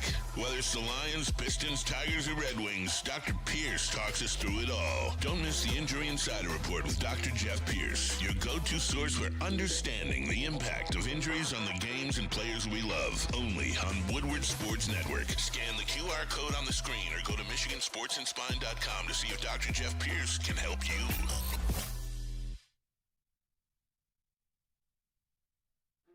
Why do we fight? We fight to protect the innocent, to hold the powerful accountable, to bring the oppressors to justice. Why do we fight? We fight to secure and preserve our civil liberties, to get each and every one of our clients the justice they deserve, and to make the lives of real people just like you whole again. ThenFights.com. Hunting season is almost here, Detroit, and your Lions are on the prowl. Make sure you're locked into Woodward Sports for all the Dan Campbell reactions, Jared Goff touchdowns, Amon-Ra first downs, Penny pancakes, Kirby picks, Gibbs big plays, and of course, Jack Fox's leg. Stay locked in on all your Lions coverage right here on Detroit's #1 sports network, Woodward Sports. Sports fans, don't miss expert sports injury insights from Dr. Jeff Pierce of Michigan Sports and Spine. You know Doc's the guy, man. You know we respect him, we love him here, not just because he's a cool dude, it's because he knows what the hell he's talking about. So when we say Michigan Sports and Spine can get you to the place that you need to be at peak optimal performance, well, that comes nothing from Dr. Jeff Pierce. Call him at 248-426-9948 or scan the QR code above my hair. He's here to help you stay in the game and, like I said, perform at your best. Usually when we come in here, Braylon's singing. And this morning he was singing, "It's the holiday season." And we said, all in unison. See, it's Buddy's season, too. Receive a free Foursquare, one-topping pizza voucher with every $50 gift card purchase now through the end of 2025. And I bet a lot of you are ready for your holiday parties, aren't you? Yeah, you better believe it.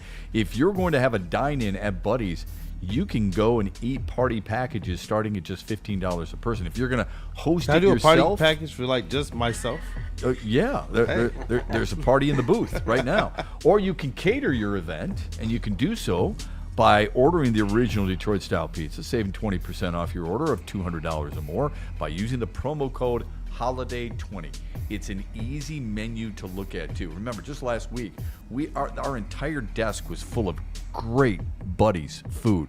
The mastacholi, right? They've got great spaghetti. They've got the salads are outstanding, and of course, their best known item, the deep dish pizza, right? The Detroit style pizza. Go to buddyspizza.com/catering for that menu today. And we back. And Sharon Moore was also asked the importance of playing in these games. So I'll have that sound if you guys revisit that conversation. Well, I'd love to hear. Do you have it ready? Give me about 60 seconds. 60 seconds. Okay. Maybe 260 seconds. Yeah, 260. All right. I'll give you 120 seconds. I'd love to hear that. Yeah, just saw it. Because I do understand the balance. I understand from a team's perspective, especially these days, on why they're hesitant. I also understand from a player's standpoint too, because of the amount of money that they stand to lose. So it's hard for me to hold it against anybody. I guess I'm looking at it more from the guy who can't. The guy who can't play in the NFL, what does it mean to him? And maybe that's just what it's for. You know? Maybe it's one of I've never it's been disappointing, I think, but I've never held it against an athlete. If they're going to hold out, or they're not going to play, not hold out. If they're not going to play because of injury, if it's going to affect possibly their career, they have every right to do that. But what about the guys who, this really resonates with me. I took an oath to be with this team, and based on the decision that team makes, fair enough. If that team decides to play in a bowl game and you choose not to play, aren't you going against what that team is suggesting or voting to do? That's what I wonder. I wouldn't hold it against a teammate. If he's got a chance to play in the NFL and I don't, I'm not going to hold it against him. I want to play in the game, though. Yeah, I mean, I feel you. And like I said, coaches typically ask that question, and we'll see what comes of it, how many guys want to play and what it is. And, based on that, maybe they play in the game. I'm not sure. I think all those other teams, it was, for me, just Notre Dame. And maybe Kansas, they're trying to rebuild their program. They sucked this year, but they spent $415 million. That donor came through, so that's going to look a lot different in the years moving forward. So maybe they're trying to figure that out. But the other ones should have played. Yeah.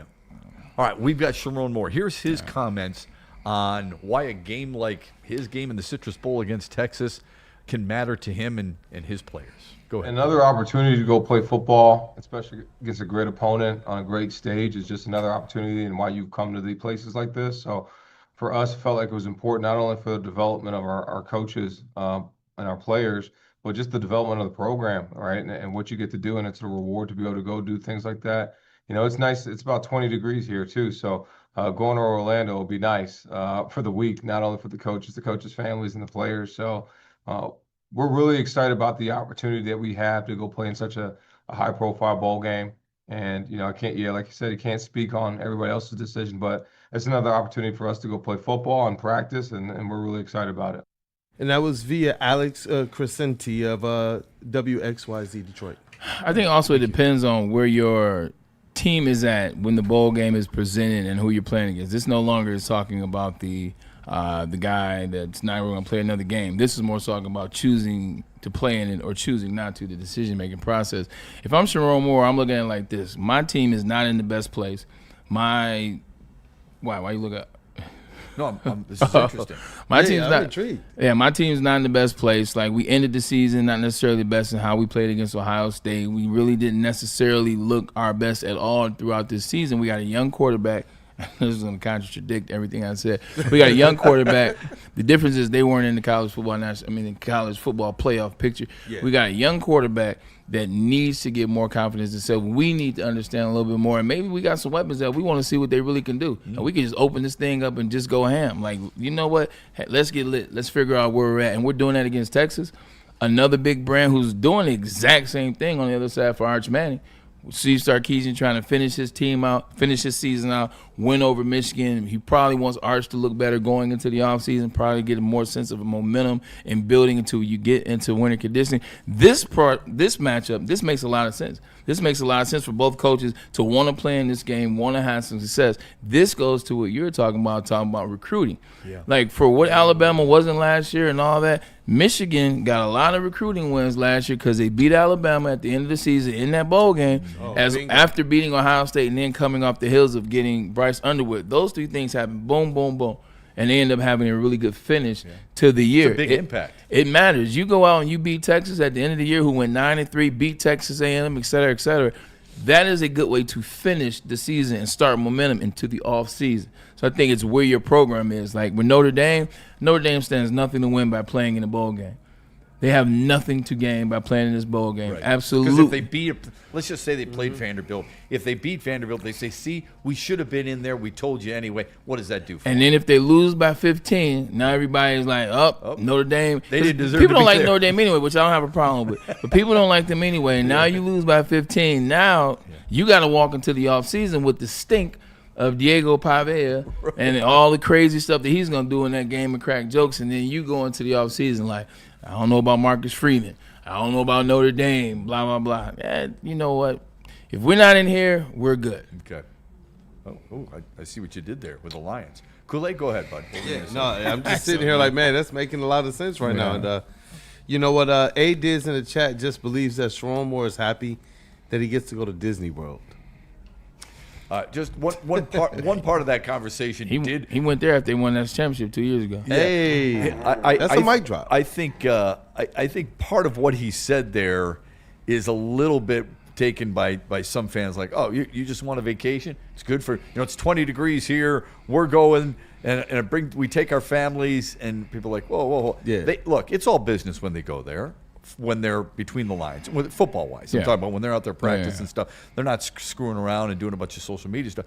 But when they get an opportunity to go someplace, go Go ahead and do it. I'm sure there's members of the staff who've been there and done that and said this is getting old. But there's a lot of players who've never been there, so give them that. And I think, Braylon, you preaching as well. When you talk about that stench from Michigan, they just lost their last game against a big brand, their biggest rival.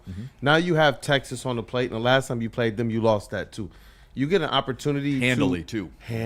You get an opportunity to at least go out there and try and rewrite something going into this offseason, or at least show something, especially to your recruits. I do appreciate that viewpoint. And he did say, it's a little bit different. If you're a team that you believe should have been going to the college football playoff, I don't agree with Notre Dame, but I understand the nuance in it. Oh, you don't agree with Notre Dame that they're not playing, or that they belong in the CFP? Or both? I feel like they're supposed to be in the college football playoff, and so I can understand how they feel snubbed. I still think go and play your game, but I get the nuance. Sure. This is a different age in college football, but with Michigan not being eligible, needing some recruiting wins, in my opinion, needing really all the goodwill you can get as a brand, because that sells in this NIL era. If you win it. If you win. If you win. And that's why I am hoping that they're putting everything on the table for going out there and honestly handling Texas this time around. I would ask all you guys this. Do we have to be, not you, because I think you get it, do people like me have to be better understanding of how times have changed with load management in basketball, days off in baseball, not going as far as a starting pitcher in baseball? I don't either, but I'm viewed as old guy. So if I do this, I'm, get the hell off my lawn. Here's the shotgun, Clint Eastwood. Yeah. Braylon, I think, does a really good job of kind of helping massage that, because he's 40 years old. He's got a better understanding from a playing perspective. Yeah. It's interesting that you and your age, you don't understand it. Brendan, I'm not sure about you, but I've got to find a better way of trying to come to grips with these types of decisions that I'm just not used to. Because I think at the end of the day, the way in which we were taught to look at it 100%, and the way Kool-Aid's father taught him to look at it, shout out to Kool-Aid's pops, is it looks like you're being petty. It looks like you're being a crybaby. Like, it looks like you're being, they didn't put me in, so now I got to pout. Looks like you're being a quitter. 100%. You're being a quitter on the season, and I understand that. And there is levels of that. But when you start to look at it for what this area is, if I take away what I played in, what I watched, what I blah, blah, blah, and let me just look at it for where we're at and what we're in, I can look at and understand where Marcus Freeman is coming from, thinking his team got snubbed. Sure. To the point where, you know what, we got snubbed. We feel like we're a better team, blah, blah, blah. I told you, I don't agree. You lost to Miami, so it is what it is. But this is what he feels. So it's like, look, we'll thumb our nose up, because playing in an alternative game does nothing for the brand this particular year, because we were good enough to get in. Yeah. So what do we gain by a consolation prize and knowing we actually were the 13th best team in the country? Yeah, and that's what I'm saying. I get it from that. For the two wings on this bird, Notre Dame doesn't need it as much as Michigan could really be helped by a win by playing in the bowl season, even though they're not headed to the CFP at all. Because it's different. Remember the what was it? UFC, UCF, Central Florida. Central Florida. They nominated themselves their Blake Bortles. their own national championship, correct? Like, they wouldn't play. They had something to prove. Yeah. They wouldn't play. Had something to prove, and they beat the brakes off Auburn to the point where we all were like, "Damn." Yeah, yeah, we were like, you know what? Like Notre Dame could go out and beat Vanderbilt by 70, and it'd be like, well, I mean, yeah, I guess, but it wouldn't matter. I do think it. I mean, if that's extreme, but if that were to happen, I first of all, I agree with you. They're in a no-win situation. Yeah, right? that part. But if they did that, I think a lot of people would say, "See, they did deserve it," and it would. You could look at it two ways. You're going to make more money off me, or you could look at it like, you know what, we're going to show you how screwed you really were. Yeah. We're going to prove to you and everybody else that you made the wrong decision, and you're going to have to live with this. That's a tough mindset to adopt when you've just been screwed over too. Let's play another game. Okay. I like games. Oh, women do too. Let me tell you about this. There's our mind games. I'm going to ask so many questions, right? That's not snuck that one in there. What if you're Marcus Freeman and you're looking at your team and you're like, Is Vanderbilt a better team than us?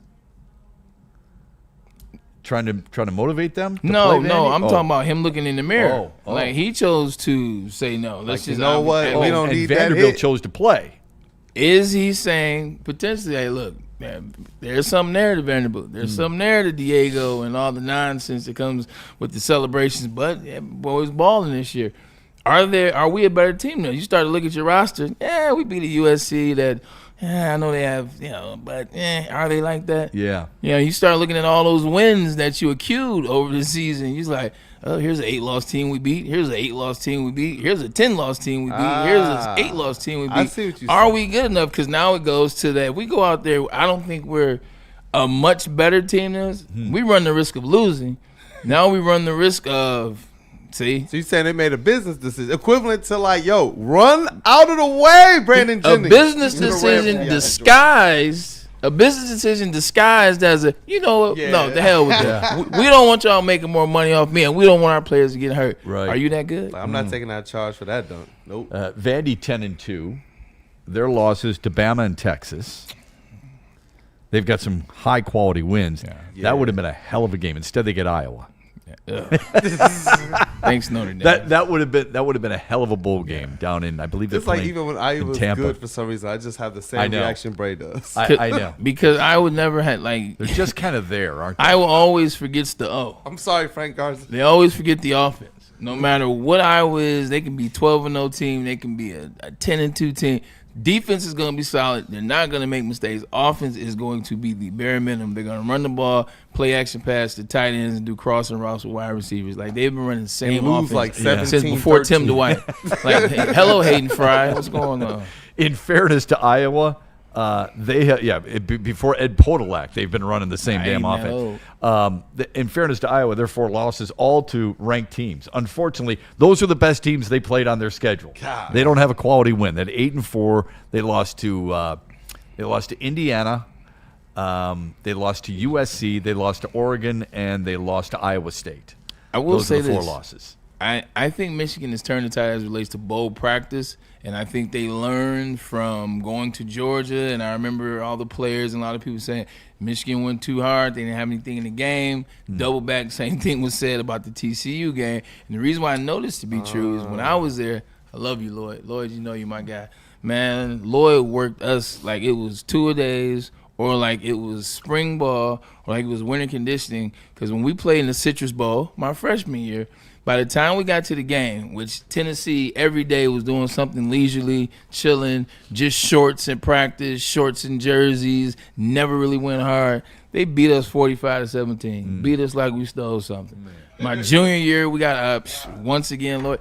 So Michigan, it is used to practicing way too hard. So I hope they figured that out. Speaking of practicing hard and playing hard, Taylor Decker has been that guy for 10 years, right? Yeah. Good feature by, I believe it was Dave Burkett over the weekend, where he talked to him for a long time about, where is he going after this? And you don't expect a guy to come out and say, look, this is it for me, right? I'm done. Not at this stage, right? But he's put a lot of heart and soul into the Lions. Give him a ton of credit. Probably underrated as a left tackle. How quickly do you think Detroit has to prepare for this so they didn't get caught similar to with what Frank Ragnow did with the Lions and the lack of communication apparently? Or do you think Giovanni Manu is their long-term left tackle and they don't have to necessarily address that? Yeah, if they believe that Giovanni Manu is a long-term goal, I need Brad Holmes to piss in the cup. Like, I really do. And I should have said P, but I said what I said. Like, no, 100%. When you got a guy like Taylor Decker that's been protecting the left side, which is the most important side as it comes to your quarterback, and the quarterback that you're now trying to keep upright like you once did, you got to make sure this is your left tackle. Like, this is a position that's one of the highest paid positions in the NFL, and it's for a reason. Yeah. It's because that job that they do is serviceable. Just look at what Chargers went from when they did not have Joe Alt to when they drafted Joe Alt to when they did not have Joe Alt. 3 different teams, like 100%, they matter in that realm. So you got to make sure you're prepared to get a guy.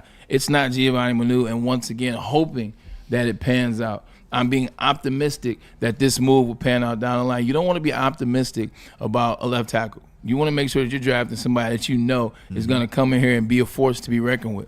Like, this is going to be a major part of what the offense is that left tackle and how he can protect your quarterback. So I don't think that they should try to look within, and I don't think there's anything there within to be the guy. Remember, Penei Sewell was actually drafted to be the left tackle. I know. That's in 2020. That was my next question. Would you shift him to left? No, because he's become the best right tackle in the game. Like, I mean, I know he has the ability to go on that side and be as good as he is now, but the fact of the matter is he right now is the best right tackle in the league. Or second best right tackle, whoever you want to go against. He's 1-2. I think he's one. I think he's one. He's one. He's one. He's right tackle 1 in the league, not one right tackle for a team. So the fact that he's already that, like, you don't want to move that, shift that over, and try to figure out what that is. The team, the offense, they're pretty comfortable with Penei Sewell plays now. I think you got to go out and find that guy. And once again, I don't know if it's in the draft, trying to find one, whatever pick we'll have. We'll see how the season plays out. Or if it's like you got to go do what the Chicago Bears did last year and go out and get a guy. Now, you might have to go out and get a guy. You might have to sacrifice a little something. Hey, look, you want to make sure that you value this position. That's what I want to see from Brad Holmes in the offseason. I want to see that this is a value position. This is a value move, and there's a lot of thought and intention put into what's going to happen at that position. Because it's a major position. We saw what happened with Frank Ragnow. Yep. You hit the nail on the head. Do you want to run the risk of all season looking at the center position saying, damn it if only, damn it if we would have, we should have, maybe. You don't want to do that with a left tackle because you can get your quarterback killed. Yeah, and Utah's got 2 good ones, all right? Spencer Fano is one of them. The other is Caleb Lure. And then there's the kid at Alabama, Caden Proctor, who's pretty athletic as well. And sandwiched in there is a Miami offensive tackle named Francis Mauigot. So those are 4 names. It's a cool name. It is kind of a cool name. Those are four guys you're going to want to keep an eye out as you continue to watch. Say what's his name? Mauigot. I like that. Yes, get him. Okay, get him just because of his last name. Although he sounds like Maul. That's what you want your offensive lineman to do is maul somebody. Yeah, he's viewed as a highly regarded prospect for sure. Yeah. We're going to talk about this throughout the week with the Lions and the Rams, but it's always interesting. How do we look at it? How do you look at a team? Do you look at what they recently did? Do you recently or their recent trends? So, for example, you brought up earlier in the show on the Rams loss to Carolina, right? But a bounce back against Arizona, but they did give up 17 points. Still, it's a team that's really good. They haven't gone into these lulls, these stretches where they can't score, they can't stop anybody, and it's resulted in a lot of losses in a row. Whereas the Lions have not been able to really put it all together, although they, to a certain extent, they did against Dallas, and they have alternated losses and wins since week 5. Yeah. They have not stacked wins since week 5. They lost their opening game to Green Bay and then reeled off 4 consecutive wins. Since that time, it's been loss, win, loss, win. How do you view that? Yeah, I think when you watch the Rams, look at, like you said, you look at what have they done. You look at what the competition is. You look at what has the score been. What has it been? Has it been consistent? And when you look at the Rams, they lost against the Carolina Panthers, and that's a one-off. You guys can call me whatever it was. They went down to Carolina, and sometimes you play in those games. Carolina's a hot team playing really good defensive ball as well. Similar to conditions, some bad plays. Stafford had one of those games where, look, we know full well when Stafford can have those games, and he had one of those games, and he lost. And that team beat them. However, they came back. They answered the call. They answered the bell. They looked good defensively at the point of attack. They looked good on offense as well. They really figured it out. And then the weapons really came to play. They were Kyron Williams, in my estimation. I have not seen a lot of him. Like, I don't know if you guys got fantasy, but whoever has him in fantasy, like like legit, this is how you make it make sense. Like Blake Corum, legitimately, the last 3 games has been the guy getting the majority of the carries in the first half of the game, beginning the majority of the action in the first half of the games. That was very confusing. So to see Kyron come back and have a big game on top of Blake having a big game, and then Devontae, you didn't even need him in this game. I think he dropped a pass, which is very uncharacteristic. Would have been a touchdown for my. But at the end of the day, I think they've played the most consistent ball on both sides of the field the whole season. That's including the Broncos. That's including the Patriots. That's including the Josh Allen-led Buffalo Bills that everybody's so high on again. Like they have played the most consistent ball all season long, and never at any point in the season did I take them out of my top 3. Like, you know, I've been on them since the Yeah. season started. No, you have, yeah. There hasn't been one time where I said, I got to take them to 4, or I got to take them to 5 or 6, or bring them back. All season, they've been in my top 3, and then they got the 1, and they never look back. So when I look at that, that's consistency. We've seen some. Green Bay was up here, and then down here, and then up here, insert whatever team. So I think of the trifecta that you oftentimes talk about, and that is a team can be taken seriously if they have the head coach. Check. They have the quarterback. Check. And they have the defense. Check. And the Rams have that. Yeah. And I think with the Lions, do you feel like they have that? Of those 3 things, what is it they're lacking? They've got the head coach. Do you feel that? He hasn't proven it like Sean McVay has, but most people believe in him. Unless, am I missing something? Or is that belief waning? Jared Goff, he's taken his team to a Super Bowl in the past, the Rams. So do they have that? And then do they have the defense? You were quick to check off the Rams 3. I'm not sure how quickly people would be to check off the Lions 3. It's something we can talk about throughout the week. You want me to answer that question? You want me to say that? Go right ahead. I would just say, like, looking at Sean McVay over the years, and Sean McVay obviously has been a head coach longer, so there's more to pull from and to see. But Sean McVay has gone through the different waves of coordinators, and you've seen him come out on the other side. So that's where I would say, do you trust the coach 100%? Because I've seen the different waves happen, and I've seen him be able to get back to really good ball. With Dan Campbell, this is the first year that we've seen him without the coordinator, so you want to see how that plays in the playoffs. There's decisions to be made. So do I trust Dan? Yes. But I'm just ultimately giving you what the hesitation is. When you talk about the defense, no. Like, I don't believe they have the defense. What about the quarterback? The secondary. How is the offensive line going to protect? Like, and that's not unique to Jared Goff. No, it's not. You're right. Because realistically, that's like Matt Stafford, as well as he's playing, his offensive line has kept him up straight, and he gets the ball. We know the stat. Yeah. He gets rid of the ball the fastest of any quarterback not named Dan Marino. Like, we know that to be the case. They kept him upright, so the answer is yes. With Jared Goff, if the offensive line is going to keep him upright, the answer is yes. Mm-hmm. But if the offensive line is going to play like they have at spells in this year, whether it was the Giants, the Vikings, I don't need to mention more, then the answer is no. Yeah, I think the interesting thing there is that, you've got Drake May at 1. You believe in their coach. You really like him. You really like the player. Yeah. Their offensive line, he's been sacked the 3rd most in all the NFL. Only Cam Ward and Geno Smith have been sacked more than Drake May with the Patriots, which is pretty interesting. You know who used to get sacked a lot, but he still didn't turn the ball over a lot? Aaron Rodgers. Aaron Rodgers would say, and we know it's twofold. We know, one, the QBR. He loves the QBR. Also, two, he's a smart football player. He's like, is it really there? You know what? I'm good enough. My team is good enough. Defense is good enough. I'll take the sack. We'll figure it out. And I think that's more what Drake May is versus just a person getting sacked for the hell of it. Yeah, and you've said this on a pretty regular basis. A lot of mobile quarterbacks have a tendency to get sacked more, especially not if they always on the change offensive the stat line. And because the stat used to be they market as rushing yards, but once they started sports betting, they no longer sacrifice the rushing yards. Yeah. They give them more sacks. So yeah, it happens. Yeah, that's a good point. Somebody in the chat suggested the Bears are going to lose to the Broncos and Baltimore, or the Packers are, excuse me. I could see that to the Broncos because the Broncos have won more games in a row than anybody else right now, and they have also won more home games in a row than anybody else in the NFL. Baltimore, I would love to know what you see in Baltimore that makes you think that team is going to go into Lambeau and beat the Packers, who I think have been playing really good football lately. But I don't get that one.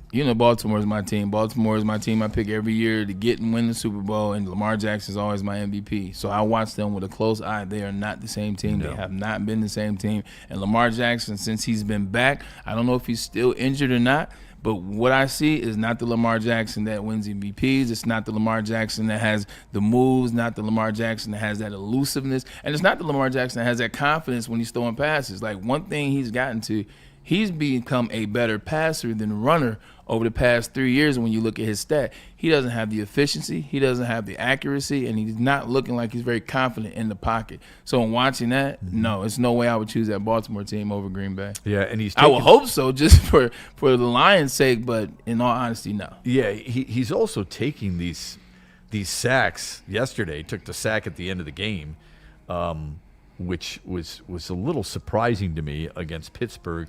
I just didn't see that one coming. It's a team at 6-7. I'm never going to underestimate a guy like Lamar Jackson. But remember, that's a team that at one point lost 4 in a row.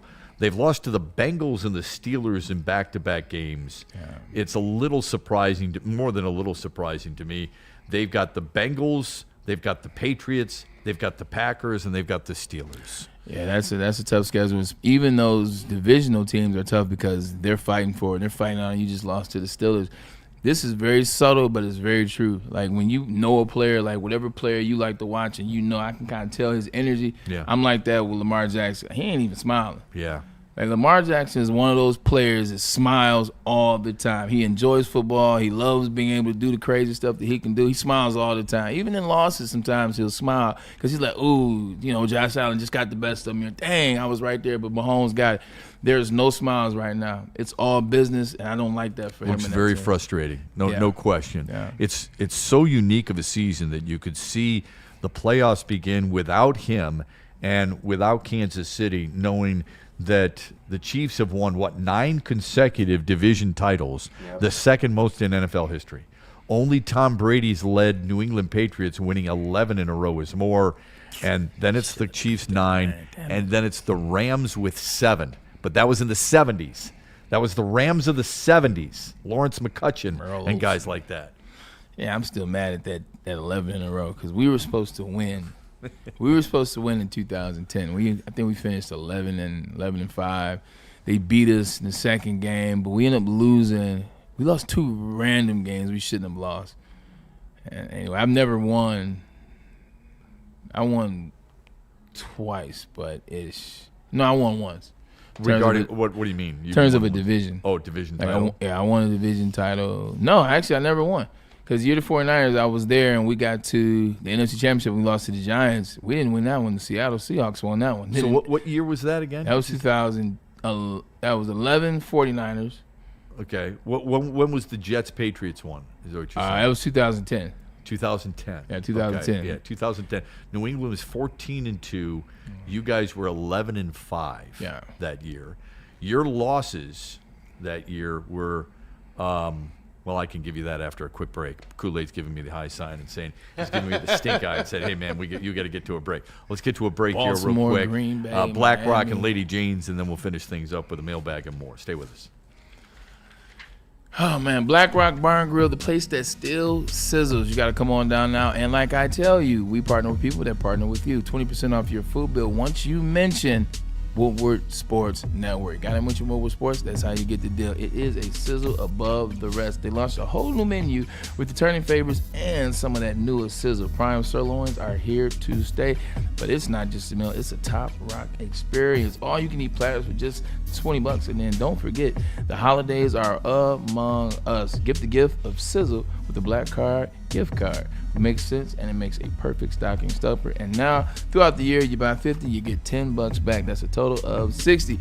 Black Rock Bar and Grill, I'm telling you, it's the place that still sizzles. Folks, you want to go someplace where you're comfortable, right? I've got so many friends who I've seen come in here to Lady Jane's and get their hair cut. Why? I just had a buddy tell me this over the weekend. He said, you know why? Because it's really convenient. They're really friendly, and it's simple. I come in, I sign in, the next thing I know, I'm in the chair. Swear to God, that's exactly what he said. It's really convenient. It's really simple. They take their time, and yet they don't waste your time. It's Lady Jane's. It is wicked awesome. Walk in anytime. Haircuts for men, and claim your throne for a king's treatment from one of our talented stylists. Open 7 days a week. Walk in anytime. Just get to a Lady Jane's today and receive a precision haircut, scalp massage, hot lather neck shave, and a hot towel treatment. A haircut should not be a chore. It should be an experience. And that's exactly what Lady Jane's has to offer. Open 7 days a week. Walk-ins are always welcome. There's always a location near you. Lady Jane's Haircuts for men. It's wicked awesome. It's bear hunting season, and Dan Campbell is hungry for some kneecaps. If you can just get a hold of them and you start dragging their ass out to the deep, dark abyss, you can drown them. The Kings of the North are back for another year of the brand new Lions. Make sure you're locked in to Detroit's #1 sports network for all the news and info on your Detroit Lions. Woodward Sports, let's go. game is won in the trenches, and our big fellas don't mess around. The Woodward Heavyweights on Woodward Sports.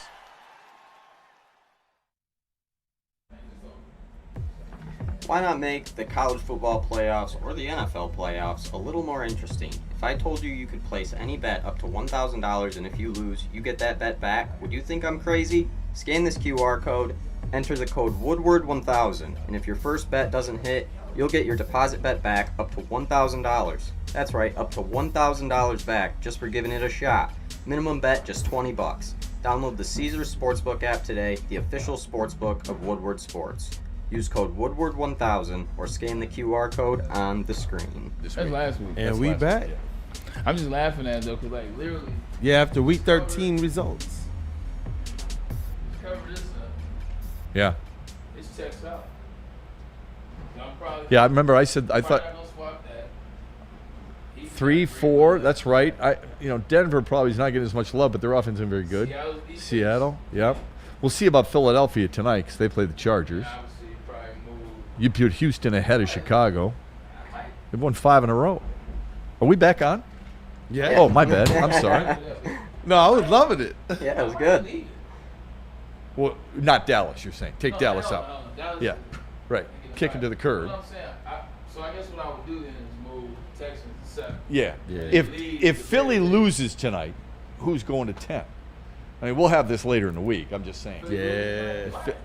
The Lions? I'm wondering if the Lions are going to find their way back. The Lions, 49ers. Oh, no. Oh, you know what? It has to be between 49ers, the Jags, and the Lions. Yeah. It's which one I feel It's hard putting the Jags in there. They're number one in their division. You professional tees. Dude, there are teams, seriously, I mean, there are certain teams, it takes a freaking bulldozer to move me to bet on them or to believe in them. And Jacksonville is that team. You need something that beeps when it backs up to give me a big push. That's what it would require for me, for Jacksonville. Like Jacksonville has one thing that I will bet on, and like legitimately, I stopped doing that, and now all of a sudden he's balling. Travis Etienne was the only thing that I would bet on for the Jaguars, and nothing else. Sometimes their defense. I mean, keyword. Sometimes. Sometimes, right. And I'm going to call myself out here because I love the all-access cameras and microphones. I think it's what you need in television today. Yeah. Because we see everything else on social media, right? We see too much? Is that what you were saying? Well, I was going to say, for me, some of the coaching, it's getting old. Like Liam Cohen yesterday, and how about that quarterback? Whoa, earlier this year. How about that? Oh, man. What the hell's wrong with our quarterback? You know what I mean? Some of it gets a little old for back in the day, like characters weren't created. Characters were naturally formed. It was organic. And when you became a character at coach, like this is just who you are. It's organic. Like Jimmy Johnson or whatever you want to go back to, like personalities, they happen naturally. Now we live in an era of social media and viraling and what you have to sell for the player and the brand. And so now you get a lot of coaches trying to create something. A lot of times it's not who you are. No, it's not even comfortable. I know. I mean, how did Liam Combs start his tenure with the whole Duval thing? Yeah, and remember when he was in Tampa, he barely said anything. Yeah. That was what made that press conference. That's why everybody's like, how the hell did he get the job? All right, let's get to some super chats and anything in the mailbag. We got 2 minutes here in the Braylon Edwards Show. Go ahead. Definitely. Got a couple super chats here that we want to get to, and the people have been supporting. J-Rod Sayers with the $5 super chat says, Bray and Shep, on Friday, he says, Friday, December 19th, I will take you up on the offer to bring in some snacks and hopefully sit in on the show with y'all. Because I think on Cookie Day, National Cookie Day. It was Cookie Day. I believe it was he who stepped up and said, I can throw down. Hey, You're more than welcome. Couch is right here, brother. Yep. Bring it. Couch is right here. Yep. Shout out. And Dante151 with the $9.99 super chat, number 2 crown on the day. UP. Per Adam Schefter, he says, on top of Daniel Jones' injury, the Colts quarterback Riley Leonard also is dealing with a knee injury. That leaves his status for Sunday's game at Seattle uncertain. The Colts are so screwed. Yeah, they're done, man. Where's Anthony Richardson? They've lost four of the last 5. Yeah, suddenly Anthony Richardson's got to get healthy quick. Yeah, it's tough. What do you do? No, they honestly. were riding so high. They were good. Yeah. This is you know what? This is usually around the time of year where you gotta summon the ghost of Joe Flacco off the Cowboys. But the problem is he's already on the team. Yeah, he gonna somehow get waived and then wind up he's on the done Colts. now. Joe Burrow's he's back free. There's got to be somebody out I go get Joe Flacco. Yeah, but Joe Flacco's he's still a backup. He wasn't let loose. Nah, man, release this man. We need him. Yeah, release this man. We need him. It's a really sad situation. I mean, who's chilling at the house? Who have I seen on these commercials, man? All those they all got jobs now. Yeah, See, that's what commercials do for you. I mean, I don't know. You've got to go Tim Boyle. I don't know. Hey. Go find somebody. You better get it done, right? Even go. Tyler Shook has a job. This is the time for Hendon Hooker. He actually played pretty well. To go and prove all of his supporters right. Hendon Yeah. Hooker. Yes. I don't even know where he's at right now. Hey, can you get me, hey, Linda? Can you get me Bailey Zappi's agent on the phone real quick, please? Pass. Yeah, no kidding. That's how bad it is. That's how bad it is. Let me get the couple more. That's actually really tough because they have everything but a quarterback right now. That is. Maybe they shouldn't have gotten rid of Sam Ellinger. I don't know. Go ahead. You hate to see it, but UNC. Michael Wary, he asked with another $5 super chat, and he finally has that number one crown in the chat. He says, "I think if the Lions make this a defensive game, they have a shot." What do you guys think? I think so. I think it's just so tough. But you know what? It's the NFL. Any given Sunday, yes, you make a defensive game, but what you got to do, that's a lot. I don't know how they do that. That's the problem I have. You've got to pick your poison against this team. What are you even doing for your safeties? Like, what are you working on? Because obviously they're going to bring guys in, but obviously if no one's better than what they currently have, with your third or fourth safety, like then you're not going to keep them. You're going to go with what you have and play the legion of halfway home, right? If you will, a third of a home. Now it feels like. And the problem is at the rate in which he gets rid of the ball, and then Sean McVay's he's very good at consistently running the ball. Like, he's going to open up the run game. So turnovers, and I think put pressure on him. Like Stafford is an individual. Like when he's pressing, like when you allow Stafford to play in a game in which it's easy, it's an easy flow. Like he can go out there and do what he did against the Cardinals. No backyard football. 100%. 100%. If he can do that, he can stay on pace. Make him stay off point. Because I've seen him throw some interceptions this year where you're like, it's in there. Sure. It's in there. It just takes keeping him off his you don't see it very often because he's only thrown 4 picks, and half of them were in one game. Yeah. The reason I don't see it is because they are number 4 in scoring, they're number 3 in passing, they're number 10 in rushing, and they're number 4 in overall offense. And those are not misleading statistics because they've been consistent like that all season long. And I just don't see it. Detroit has not given me a reason to think that they can apply steady pressure for a second consecutive game against what I would consider a better offensive line, although Haverstein is out. That's it for this edition of the Braylon Edwards Show. We're going to talk more about it tomorrow. Great stuff today. Really appreciate it. Thank you for joining us in the chat. You guys are the best. Yeah. Randall Small sent one in real quick. He wants us to go after Hank Frady's kid at North Dakota State. Trent Frady. Okay. Yeah, on the offensive line. Like, they want anything on that offensive line right now, bro. Well, he's Braylon's ex-teammate. That talking before the season stuff, it always comes back to haunt you in the butt. Remember remember Ben Johnson? He was like, and I enjoy beating Madison Fleur's place. Yeah. Where's that at now? Remember? That was a quick handshake yesterday. Remember Bryce Underwood was like, oh yeah, LeBron. He said we're gonna keep beating Ohio State. Yeah. All that talking for the season. There's nothing wrong with some humility every once in a while. Hey, a weekend of humble FAFO. pie. That was a quick handshake between LaFleur and Ben Johnson, and Ben Johnson was glad about it. We'll talk more about it tomorrow. Have an enjoyable rest of your Monday. Don't forget the heavyweights, 5 o'clock here on Woodward Sports. Have a great day. Game. All right, see you guys. You were in Looking for your daily sports fix? Look no further. Join Braylon Edwards, the University of Michigan legend. Lofting it right corner of the end zone for Braylon, up in the air. Touchdown, Michigan! And Shep. Do you believe this comeback? Your favorite sports commentator as they tackle the hottest topics in the world of sports. Catch the Braylon Edwards Show with Shep. Monday through Friday from 2 to 4 p.m. on the Woodward Sports Network. Get ready to laugh, learn, and love sports like never before.